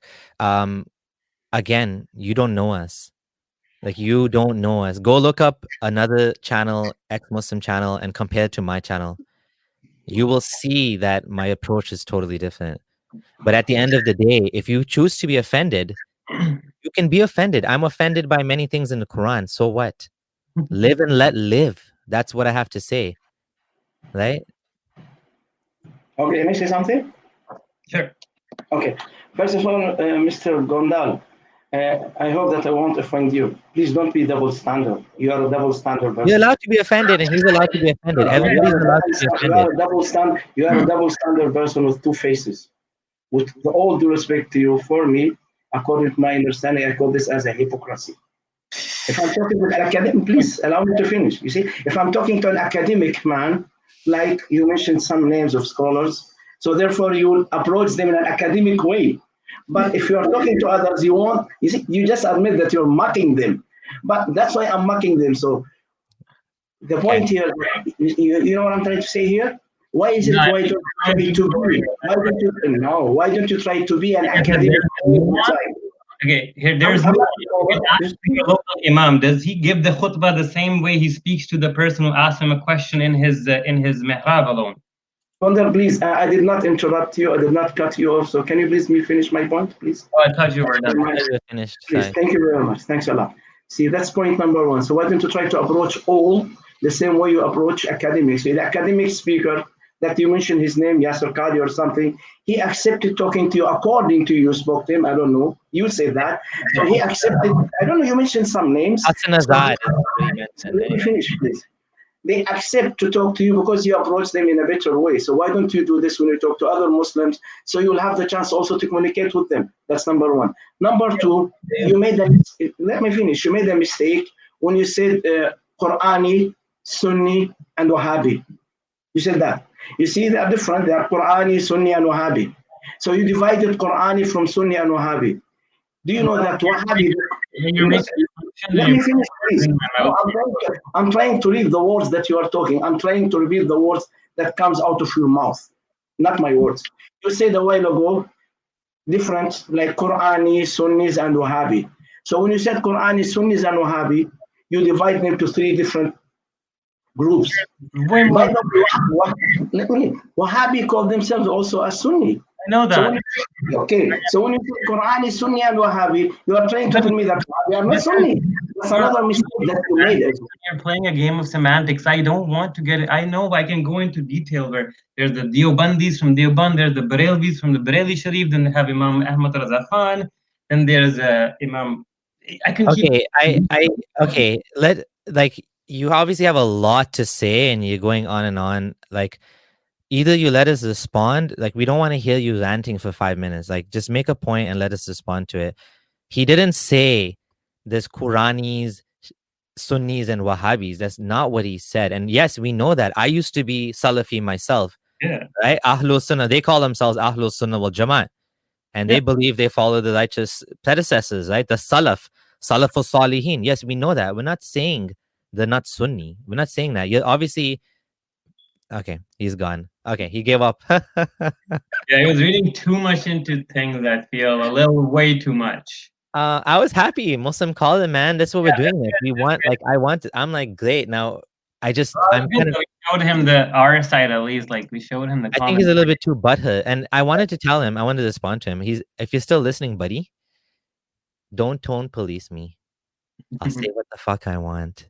If you don't like it, too fucking bad.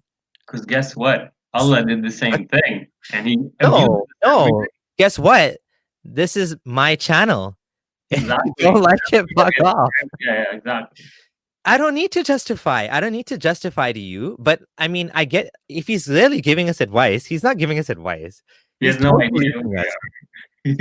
He doesn't know us, right? He doesn't know us. But anyways, that's okay. I think at the end of the day, as you can never be nice enough to these people, because as nice as you are, you'll still never be nice enough. Here's the thing: his prophet breaking the idols is not being offensive. It's not a problem. Us. Oh.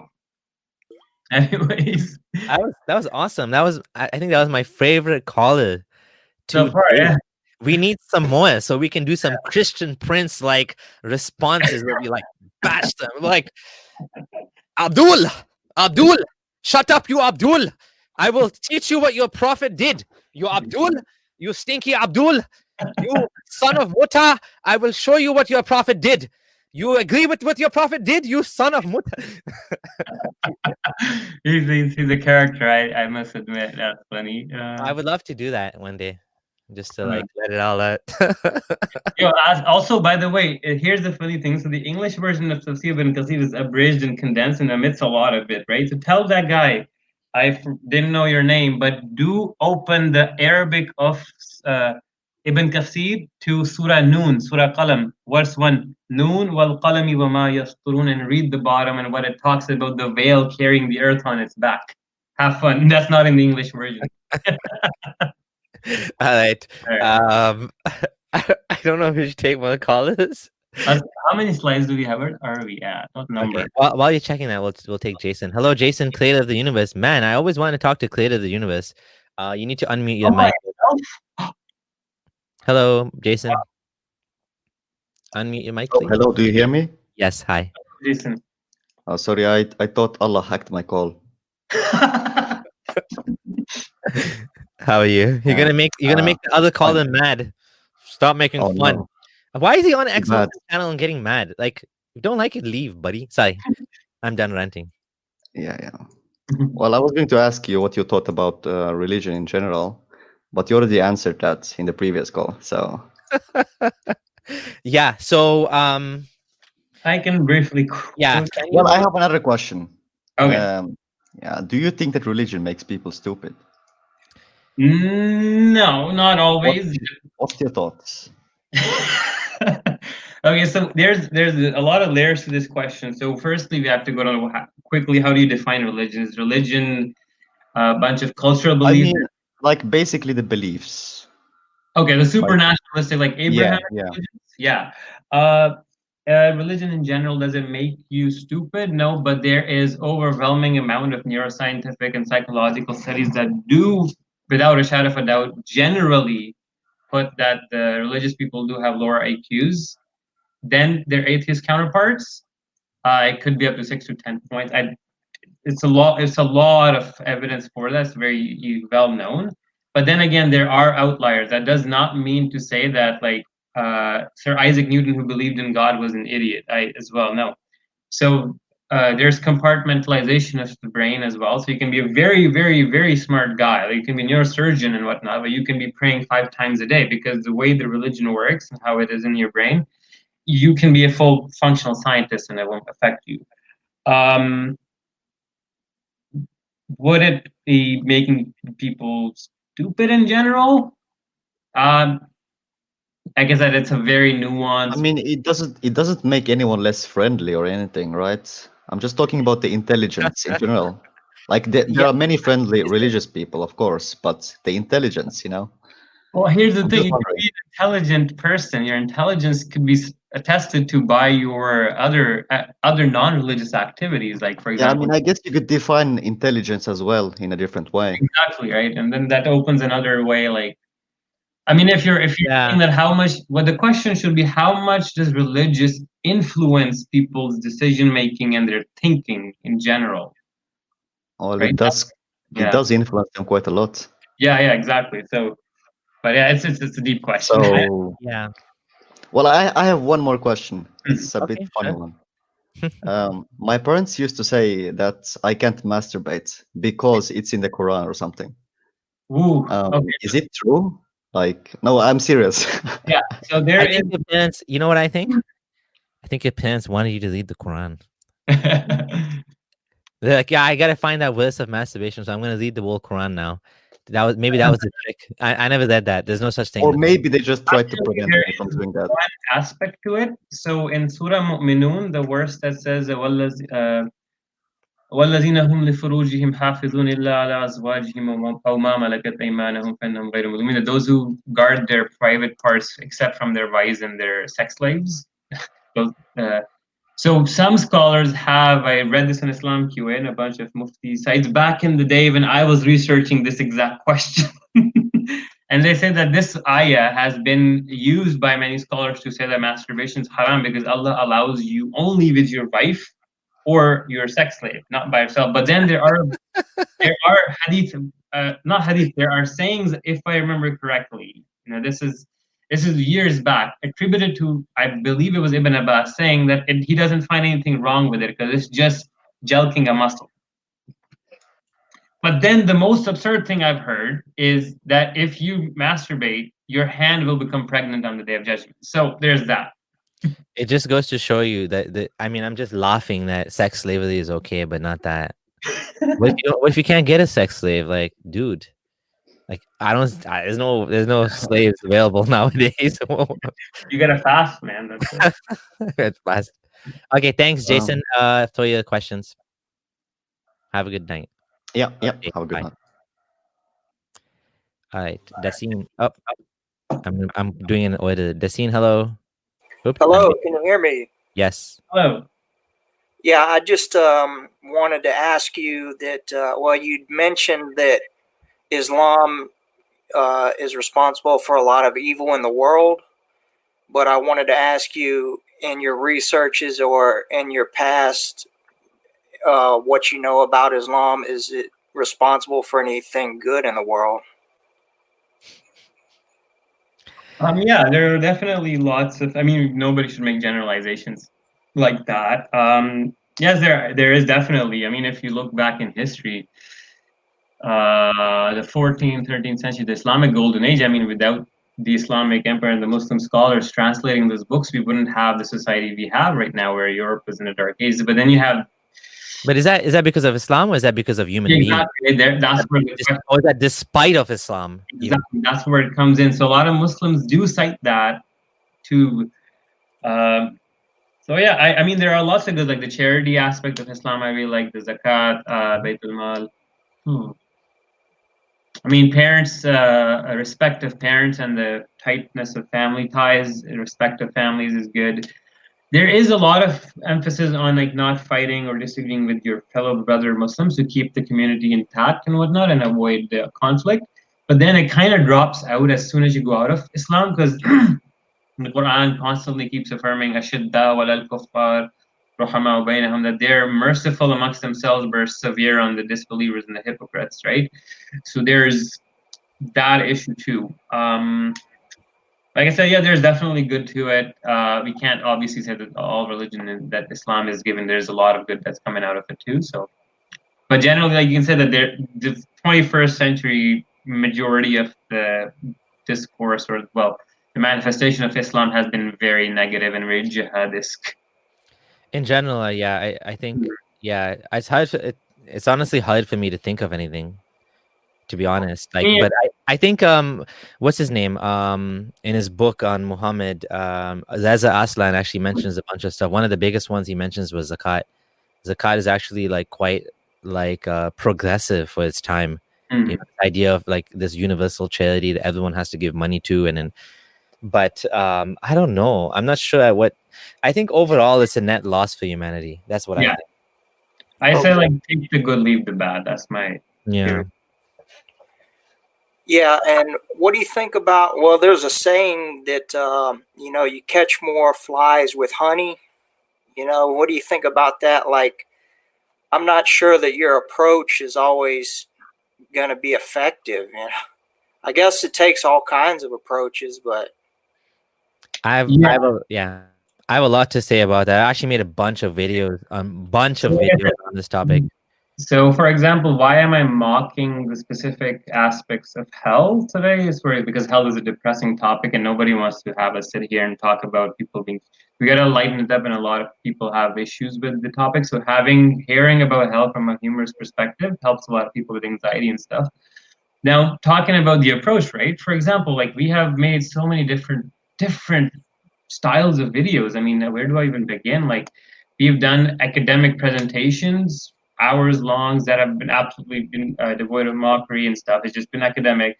Then there's been presentations where we've talked about very sensitive issues like sex slavery and whatnot, and we had to be very careful and whatnot, and we've addressed racism in the religion and all that. So I have talked to Mufti ABDULLAHS. He's a scholar. I mean, his style obviously has his own cheerfulness to it. But then I did talk to Dr. Hassan Azad from Columbia University, who's a PhD Islamic studies. I talked to another Muslim friend, and I also talked to the director of Ask a Muslim Canada, Omar Abdul Fattah, who actually is a TEDx speaker as well. So if you were to do a survey of our content, myself and Samir, you'll realize that we are not the one kind of person that all he does is just yell, "Oh, Muhammad rode the beast to heaven," or "Muhammad is a pedophile," and that's all we do. No, we try, like I've recorded recitals of poetry from Muhammad's contemporary time before, and Samir has done so much work too. He has a huge blog. If you should look into it too. Like if there's a whole different way of writing an argument, right? So.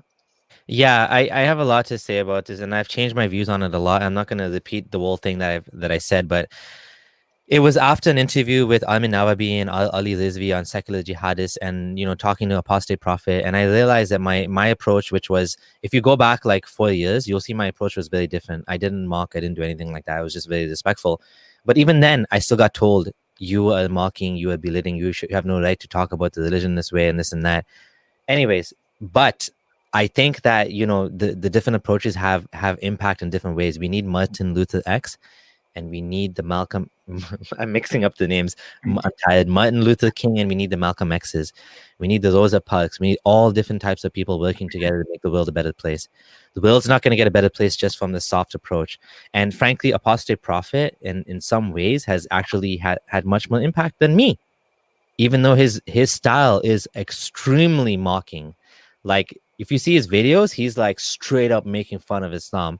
But in some ways, he's actually done more than me, right? I mean, I don't know if as many people left Islam because of him than like One thing I want to add is a lot of times the content has to be structured for the audience it's intended for, and not necessarily how I personally would approach the subject. So that's very important to keep in mind. And yeah, that's just one thing I wanted to add. Yeah. So yeah, thanks for the advice, but we've been doing this for a long time now. I started the blog in 2015. GONDAL, I can't remember when I started talking. 3 years almost now. Yeah, it's been a while, right? Yeah. Yeah. Well, I'm not really trying to give you advice so much. I just really wanted your thoughts on it. And I mean, I'll kind of tell you a little bit about my background really quickly. I know maybe you have other callers, but I was raised a Christian, and then I became more atheistic. And I just found as I began sharing that with other people, I was not really getting anywhere. And it really damaged my friendships and my family relationships. So I'm not sure that, I mean, there's always going to be an audience out there, but I'm not sure that progress really is possible, and it just becomes kind of frustrating. And I look at guys like Matt Dillahunty and stuff who've been doing this for years, and things haven't really gotten any better. It doesn't seem to me. So anyway, I'll let you guys answer that, and then I'll let you get on to another call. So thank you. Thank you so much. We appreciate your call. Thanks for calling in. Okay, bye. Bye. I would disagree that things haven't got better. Things have got, dude, I left Islam. I mean, Matt Dillahunty had a big influence on me, and like, look what I'm doing. It's a matter of, I think it's a subjective calculation at the end of the day. as in what is things, are things getting better or not? I think things are getting better. I think more people are leaving behind outdated beliefs that are, you know, flawed mythology. And the world is like, if you just look at numbers in terms of like incomes, and you look at the wealth gap, it's in some ways is going down. It's still huge in many countries, but like the average family now, the wealth in the world has gone up from before. So we have less people starving in the world today than ever before. We have, you know, less, but then at the same time, we have the rise of a lot of pseudoscience and a lot of conspiracy theories, flat earthers, anti-vaxxers. There's a lot of bad things coming up and becoming popular as well. So I guess there's some wins and some losses, but you know, overall, I think we're better off today than ever before. Yeah. I mean, I just want to quickly comment on just the ex-Muslim movement in general. Like the issue of dissent and blasphemy in Muslim countries is a huge topic. I don't know if people realize, but living in a Muslim country and being an atheist or an ex-Muslim is literally living in a jail and being suffocated from the inside out. But just to give you an idea, 10 years ago, like the ex-Muslim movement was nowhere. Like you Google ex-Muslim or anything again, it's not there. But now, 10 years later, you write ex-Muslim and there's just videos upon videos. YouTubers in every part of the world are popping up. I know like 6 in Pakistan now, like unimaginable. So there is definitely progress. At the same time, you have to realize that we can't view from a very closed lens. We have to be from a broader perspective, a more holistic perspective from a global scale as well. Like, yes, things have gotten worse in the US, but in Pakistan and Iran, irreligiosity has grown a lot more. But, you know, there's a lot of things. Mm-hmm. All right. Yeah. Okay. I don't know how much time you have left, Gondal. It's getting close to it's already 12 o'clock. So we should kind of wrap this up. Slides, yeah. Yeah, we should finish the slides. Okay, and some people still waiting. We'll try to take some quick calls. Let me do a couple of slides, or let's do some couple slides, and then we'll take a couple more calls, and then we'll end off because we're over the time. That Muslim guy took a lot of time. All right, so this one talks about hand biting. So here Allah says, on that day, Allah will have belonged to the most beneficent. It will be a hard day for the disbelievers. And remember the day the zalim will bite at his hand. He will say, oh, would that I had taken a path with the messenger. Oh, I would have not taken, woe to me, not taken that guy as a friend. So basically, the guys will see the torture and punishment or be sentenced to go into hell, and they'll be so sad that they'll start biting at themselves out of, oh my God, it's hard to imagine. And yeah, and he will then curse himself, why I took this guy as a friend to take me away from the path of Allah. It's just, what, cannibalistic porn now? Like. All right, so iron collars will be rounded on the necks and the chains, Okay. and they'll be dragged along. Okay, more dragging, more chains, more collars. Just starting to remind. Now I know that Muhammad hijab does all this. Yeah, maybe that's why. Maybe it's from the Quran. In the boiling water, they will be burned in the fire. Wait, one can say Allah founded BDSM, the biggest. These two opponents dispute each other about the Lord, and for those who disbelieve, garments of fire. Okay, garments of fire. So Allah is saying you debating with the atheistic dude. Well, atheism didn't exist back then, but the polytheist is debating with the Muslim, and he's saying, well, the polytheist is gonna. Hello. Oh, it seemed like Abdullah Samir's connection dropped out, but we'll keep going. So it says. These two opponents dispute with each other about their Lord. Then as for those who disbelieve, garments of fire will be cut out for them, and boiling water will be poured over their heads. So Allah will make molten lava shards for them, and then pour water that's boiling on top of their head. Yep. You're back. Okay. I even lost you for a few seconds, by the way. Yeah, I know. I just realized. I think I unplugged my cable. Sorry about that. Yeah, no, I was just saying. If you're disputing about God, does that mean you deserve to be thrown in hell? I mean, obviously, if you're disputing, it means you don't believe it, right? Mm-hmm. So it doesn't make sense. You should not be punished for questioning something that you obviously don't believe to be true. Sorry. No, go ahead. I'll add. I was just gonna say there's no logic here. It's just bashing you on the head for being. Yeah.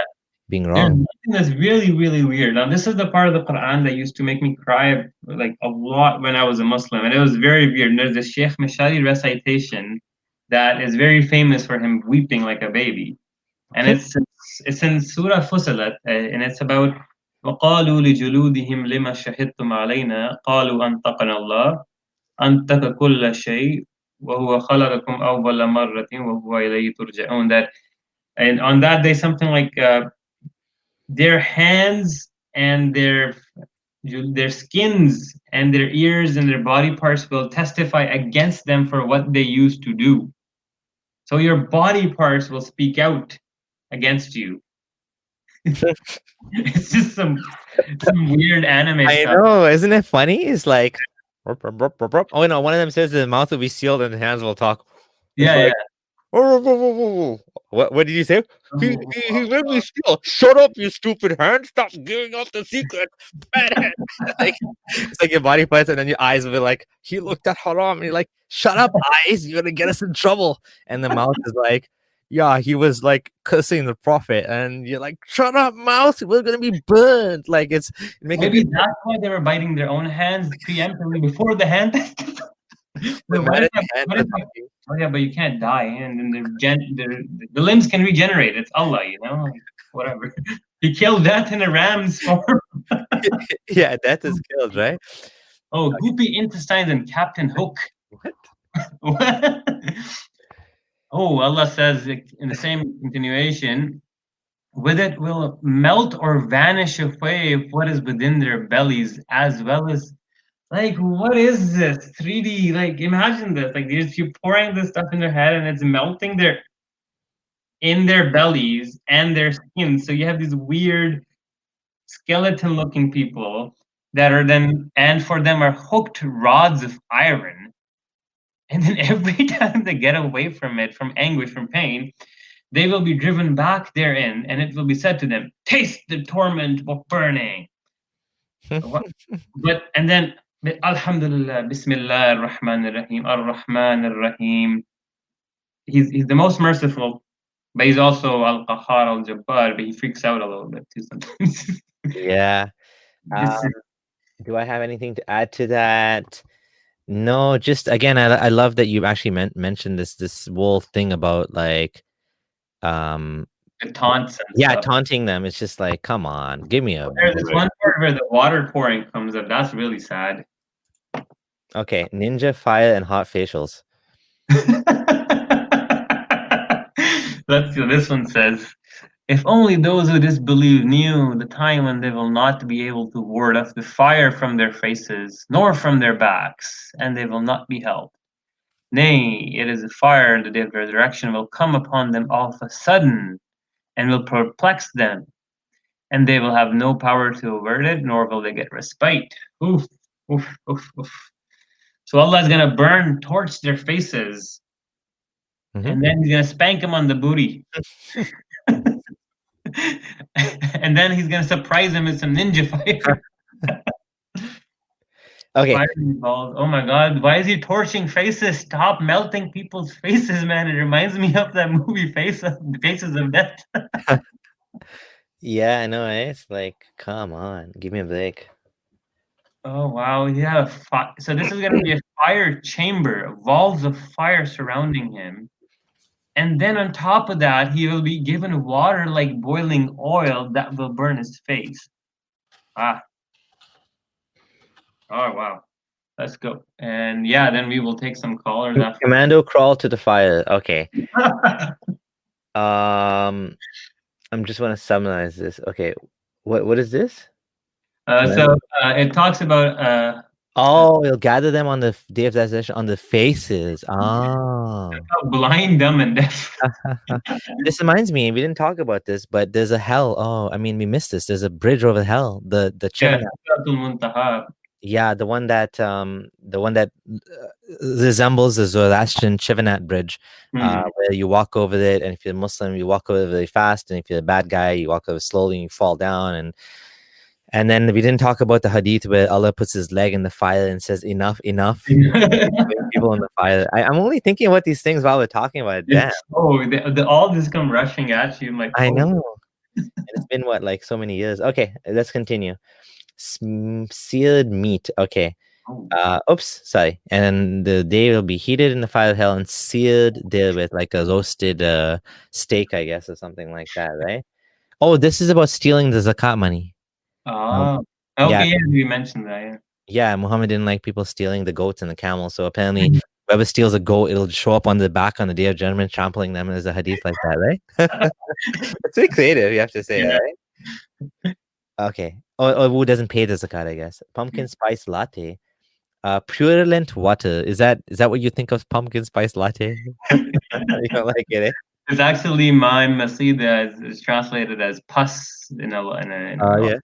Yeah, He'll be hardly able to swallow it, and death will come to him from. So don't swallow. So no swallowing allowed in paradise. He won't be able to swallow. In health, right? Oh, yeah.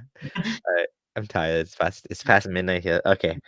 And before him is massive punishment. Okay. You imagine you'd get bored of being punished after a while, but like, okay, like, well, that's why it's creative, man. Hey, you're tired of just being whipped by angels in the bum? Where do you go? Eat the thorny fruit. You're tired? There's some hot boiling oil for you. Yeah. Okay, so yeah, this is just more of the same. There'll be more shackling, more fiery clothes, and more face burning. Oof. Okay, this one is interesting. No water for you. So the companions of the fire will call upon companions of paradise, put upon us some water. They'll say, no, indeed Allah has forbidden them for the disbelievers. So no water for you. Yeah, that's pretty cool. It just shows you that people in heaven will not be nice. They will not nice. Yeah. All right, burn the insides. Do we need to read this? It's just the same thing again, I think. Spank the backsides. Oh, we talked about this, right? Well, it's just Allah reminds him again. Spanking the burning fire. All right. Wow, there's so much of this. Oh, this is the last slide. Oh, we're done. Okay, good. So we can take the callers then. All right. So that's it. That's a wrap for all of the slides, all of the presentation on hell and Islam. Now we'll take the callers, and there's going to be no new callers, so don't call now. If you're not already online, you're not going to be taken. Your call's not going to be taken. Hello, Alexander Logos. We have to make it quick. The one question. That's it. A comment. Oh, okay. Well, thank you for having me on. I appreciate it. I would like to ask: have either of you ever had a supernatural experience? I would say that I thought it was supernatural, but then later on I realized it wasn't. It was just my bias feeding into it. I mean, yeah. That's actually really strange, because I look back and the experience only makes sense now in light of what I know of jinn. Interesting. I mean, I think that based on where you live and based on what you've been taught, you'd be more likely to think that. I remember when I was younger, my cousin told me she thought the cat was a jinn, her cat, because she didn't understand how the cat got in the house when all the windows were locked. So well, I own 2 cats, and I can see how she might have thought that. I have 2 cats as well. But yeah, I can't think of any experiences. I know in Pakistan, people have these experiences all the time, but apparently when you come to Canada, I'm one of them. So yeah, because we don't have a lot of time, we'll just have to leave it at that. But thank you for your call. That's a really cool display image you got there. Thank you. Thank you very much. Take care. Okay, take care. Bye. Bye. All right, Abraham McMith, hello. Hi. Hey.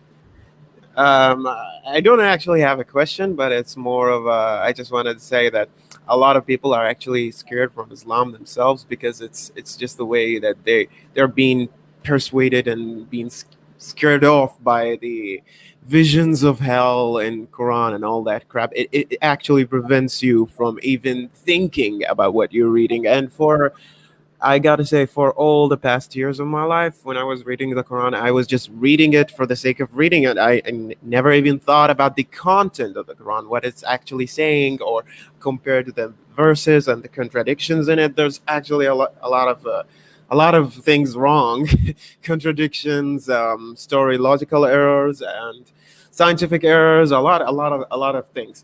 And besides, the Quran itself actually says that you shouldn't ask too much. So I guess that's why a lot of Muslims don't actually ask it. It says, "Ya أيها الذين آمنوا لا تسألوا عن أشياء إن تبدو لكم تسأكم." So yeah, basically that's why they don't actually ask, and they fear asking anything.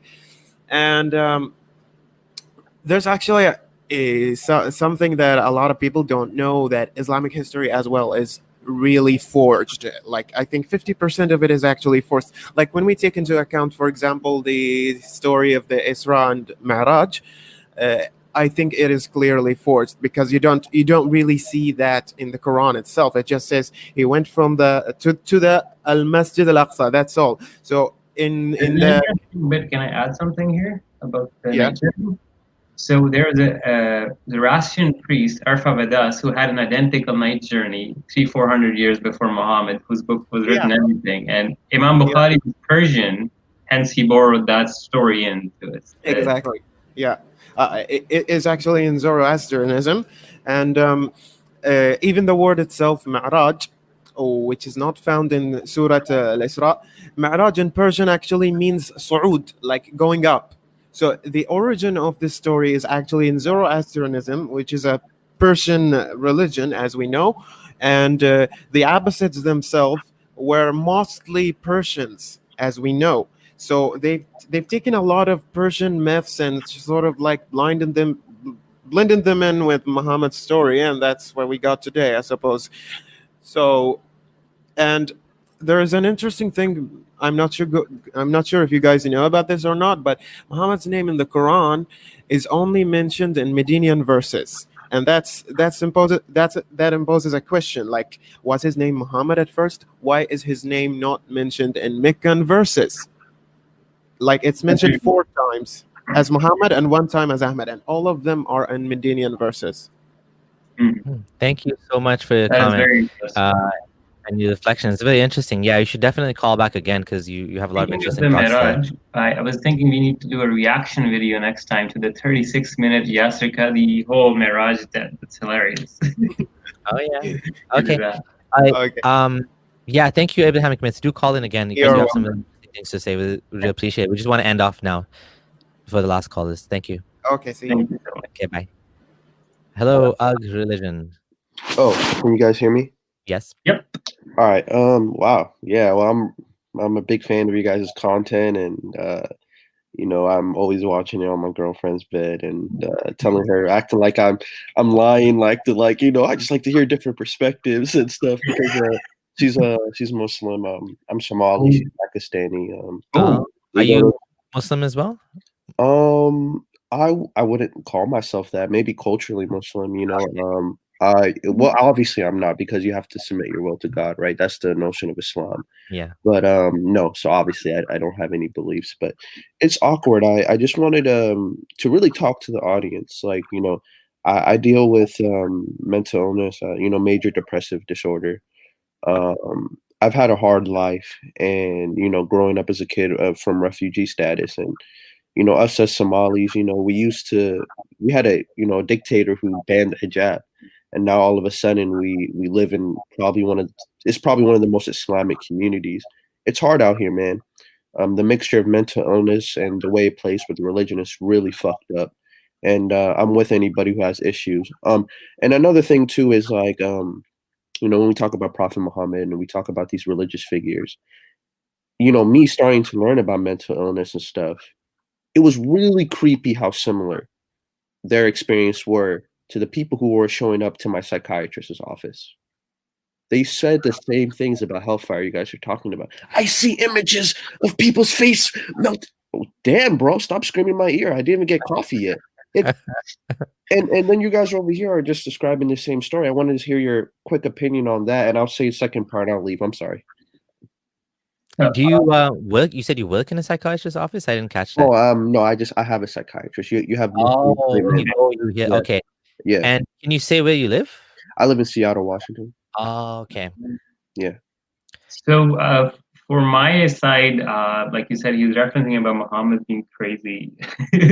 I mean, yeah, I don't even want to say crazy, but Yeah, so in the Quran, there's at least about 9 or 10, I would say 10 verses where he's accused of either being possessed or crazy or something like that by his contemporary in Mecca. Right? So the people around him saw something was up with him. Yeah. They constantly berated him as crazy. Like there's verses like they would strike you down with their like gaze and say, "Indeed, he is mad." Right? So there's verses like this. So first step, that's the thing. Now, when not going into too much detail, if you want, I did a 2-hour, 40-minute presentation on the neuroscience of Muhammad. Because guess what? I did neuroscience. Yeah, I kind of watched a little bit. I watched a lot of it. Sorry about that. Yeah, that's where I got a lot of my ideas from. Actually, that's why I'm a fan of your content. Yeah. So that, and then there's a couple of books actually. There's one book called Life Alert by Dr. Dedek Korkut. He's a Turkish neuropsychiatrist who's written a whole book specifically on Muhammad. And there's an Iranian, U.S. trained neuropsychiatrist with 36 years of experience, Dr. Abbas Sadrian. I hopefully pronounce his name correctly. He wrote a book called The Sword and Seizure, and he also diagnosed Muhammad with temporal epilepsy. So there's a lot of weightage to this argument. Again, you can go into detail, but this seems like, I feel, in my personal opinion, if the assertion given that some of what the conditions of Muhammad were reported to us in literature are true, then the most likely explanation is epilepsy, temporal lobe origin, and that this theory has the most explanatory power to explain a lot of what Islam is. Yeah, and the second part was just, I know I was all over the place with mental illness and religion. What I was really talking about was, to your audience, is like, a lot of us coming from extremely religious homes, we can suffer a lot of abuse, and that might induce mental illness. Not saying that there's something wrong with people. It's just, if I keep beating at you psychologically, it's gonna put you in a bad place. And yeah, seek out help. Make sure you guys get in contact with resources. You're not alone. And I really wanted to say this. I know we're big fans of secularism and Western, I don't want to call them Western values, but it's hard being an atheist even in America. You know what I mean? Like the average white American, they don't see atheism in a positive light, and it's absolutely, insane. Like, you really are socially ostracized, and it can really lead people down a dark path. I promise you guys, there's people in your chat right now who are depressed, suicidal. I mean, when you leave religion, and religious people, man, like, my parents chose religion over me. Okay, my parents kicked me out because I got my ears pierced. They thought I was gay. You know what I mean? My parents, I was in college, school night, no resources, living in my girlfriend's apartment. Like, this shit, like, after a while, man, like, my mind started to really break down. It's a lot of pressure. Even my auntie, who doesn't wear the hijab, she had a nervous breakdown. Religious people are harsh, man. So anyways, sorry for the long call. Just, yeah, people, get your resources, and I hope everybody does well. We'll continue the good fight. Thanks for the call, man. I hope best of luck for your future, and I hope things get better for you. Yeah. And thanks for calling. It was a very well call, and thanks for speaking up about mental health. Yeah. I know people don't know, but leaving religion is very traumatic for a lot of people. It's a whole phenomenon. It's some people get PTSD from it because they grow up. It's everything you knew, you believe, just crumbles in front of you. So yeah, and man, we're in this point right we'll there. keep fighting your fight. We'll keep going, and hopefully we can spread the word. Yeah. Exactly. Thank you so much. Really appreciate your call. And it just, Somali ex-Muslims have some of the toughest battles. Somalis and Pakistanis, I know those two communities, and others as well, but Somali ex-Muslims have it tough, man. And so really appreciate what you said, and we'll have to leave it at that. Do call in again, because you have some really interesting insights. Thank you. Yeah, for sure. Thank you. Have a great one, guys. Have a good one. Bye. Bye. Aladdin, hello. Uh-oh, don't tell me no sound again. Oh, there we go. Unmute. I see muted. Oh, there we go. I was just too lazy to get out of the StreamYard and go to YouTube again. I don't want to hold you guys anymore. So if you want Okay, to say, all right. Yeah, thank yeah, you. Yeah, sorry. we got 2 more callers, and then we're gonna shut down because we're way past the deadline now. Thank you Sure, so go much. ahead. Do email me about that interview or whatever, and we'll talk. Thanks. We'll talk.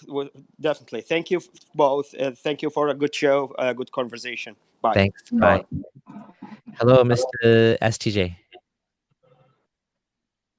Hi, am I audible? Yes. Yes. Thanks for having me here.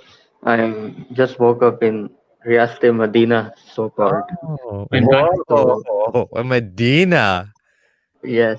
So no, Riyaste Medina of so called handsome. Now you can get it.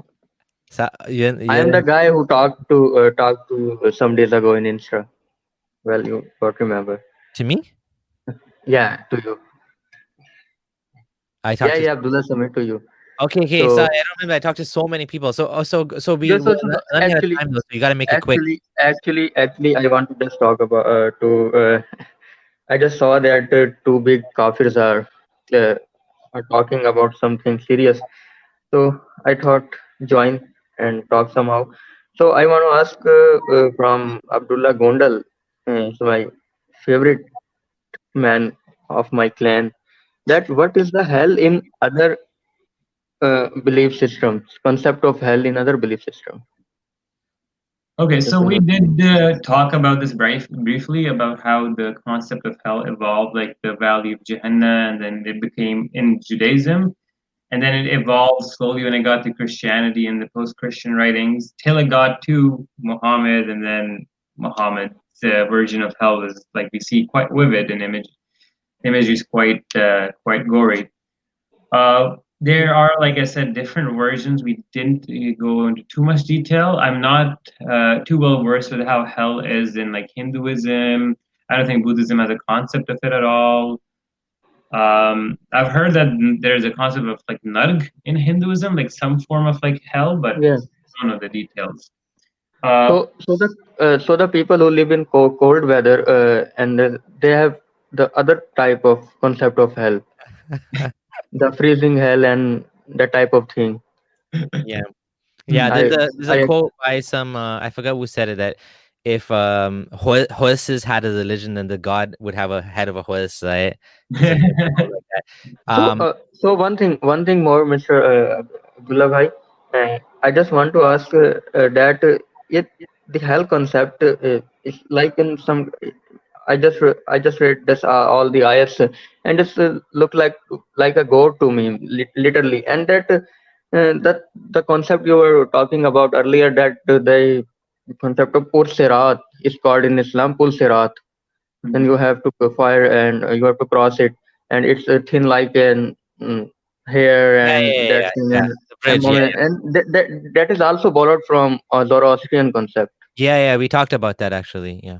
And what do you think that this all the type of verses are revealed after the so-called journey of Muhammad of Miraj? Like which verses? All of them, you're saying. I usually scholars classify it as Medina and Mecca, not post Miraj and pre Miraj. I don't know if that. Yeah. I want to ask you the post Miraj and pre Miraj, the concept of brutal hell, which is mentioned in Quran. No, the hell was prevalent before the Miraj incident as well in the Quranic surahs. Yeah, we do see that. Yeah, I've never heard of people using Miraj as a way of like classifying before and after. But I have to let you go now. Thank you so much for your call. Thank you so much. Good night. Last call. Metalhead. Hello. Hey guys, Thanks can for you being hear me? patient and waiting. You waited a long time, and you will get the last word. And before we close off, Yeah. Can you guys hear me? yes. Yes. So I have two questions. You go ahead. Go ahead. Go ahead. We want to finish now. Come on. Yeah. So I recently left Islam, and I'm just 17. Nice. Okay. And your question? That's So good for you. Yeah. how do people like Shabir Ali, who are like smart, but they still believe in Islam even after knowing that that Quran actually contains so much scientific mistakes. Okay, so I mean, I talked about this before a little bit. I think there's many different ways that people stay in Islam. Some of it is cognitive dissonance. Sometimes is they don't want to lose what they have because they have too much now. I don't know about Shabir Ali, but I know, for example, Yasir Qadi, he's like, he's all of his livelihood, all of his money, all of his respect and status and everything in his life is because of Islam. If he leaves Islam, he will be like a pathetic loser that nobody cares about anymore. So I don't think he would ever want to leave Islam because it would mess up his life. Right? I mean, unless he has like true, like really, really courage, like strong, determined will to go against the mobs that'll come after him.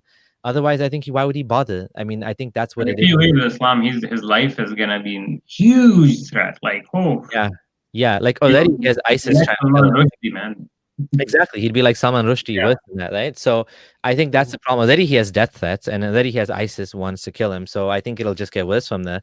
And I don't think he would want to. And if ever thought Islam was false, he could just continue pretending being an imam. And fine, right? Like he wouldn't lose anything. Like unless it wouldn't be the good way to live and the honest thing to do. But I think that's just basically. And some people, they just find ways to make it. They compartmentalize their belief in a certain corner of their brain, and they're just able to make it work somehow. You have like really good scientists that are also Christian will believe in a young Earth, and you're like, how did They're the head of the cosmology department? You know what I mean? Like it doesn't make sense. They don't. Those two things are like mutually exclusive. They should be, but somehow our brains have evolved in order to hold contradictory information in them. So, yeah. And congratulations on leaving Islam. I know it's not easy. It sounds like you're in a Muslim country. I don't know. You're just how old are you? 17, you said? 17. Yes. Okay. Which country are you from? I'm from India, but I live in an Islamic country. Okay. So just to, because I know I understand that when you leave Islam, you have a lot of energy and zeal to express your ideas, but just be very, very, very careful that I know it's a very emotionally stressful time when people leave Islam. Just try to keep calm. Do not mention your beliefs to your family even. Be very careful who you talk to. Use a VPN. Make sure to protect yourself. Because I've heard enough horror stories from my classmates and whatnot in Pakistan, stuff that happens. So I just don't want anything happening, and just be very, very careful. Okay. Yeah, right now I'm using VPN. Okay, that's good. Thank you for your call, Metalhead. Have a good night. Morning. Bye. Morning now. Okay. Final words from you, Gondal, and then I'll just make the typical ending comments, and then we'll. From my side, I mean, it clearly shows that fear is an effective tool of manipulating people. As people mentioned in the stream, that while you read the Quran, you constantly, even I used to cry about when I came across verses of hell. A lot of shuyukh cry and salah and tarawih and whatnot.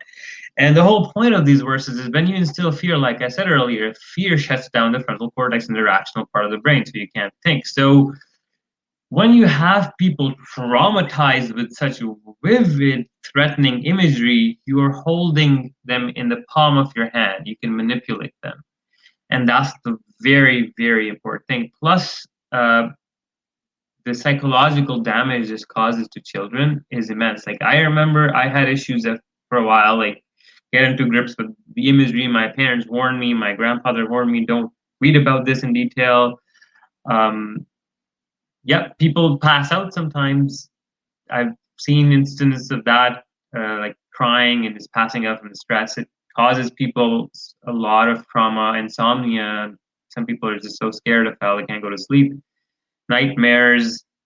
It's just pure old scare tactics. And it's the one thing you need to remember is when you read all of these verses is keep reminding yourself after every verse that this guy who's writing these verses, or the speech of the God you're talking about, this is the epitome of mercy and justice. It cannot get better than this. And what is the epitome of mercy and justice? Is psychopathic, crazy, sadistic torture with oil pouring on your head, making your bellies blow up, your skin on your hairs and your head burn away, and hook you with iron rods and 70-cubit chains. Yeah, just stop at that. Absolutely wonderful way to end off the show.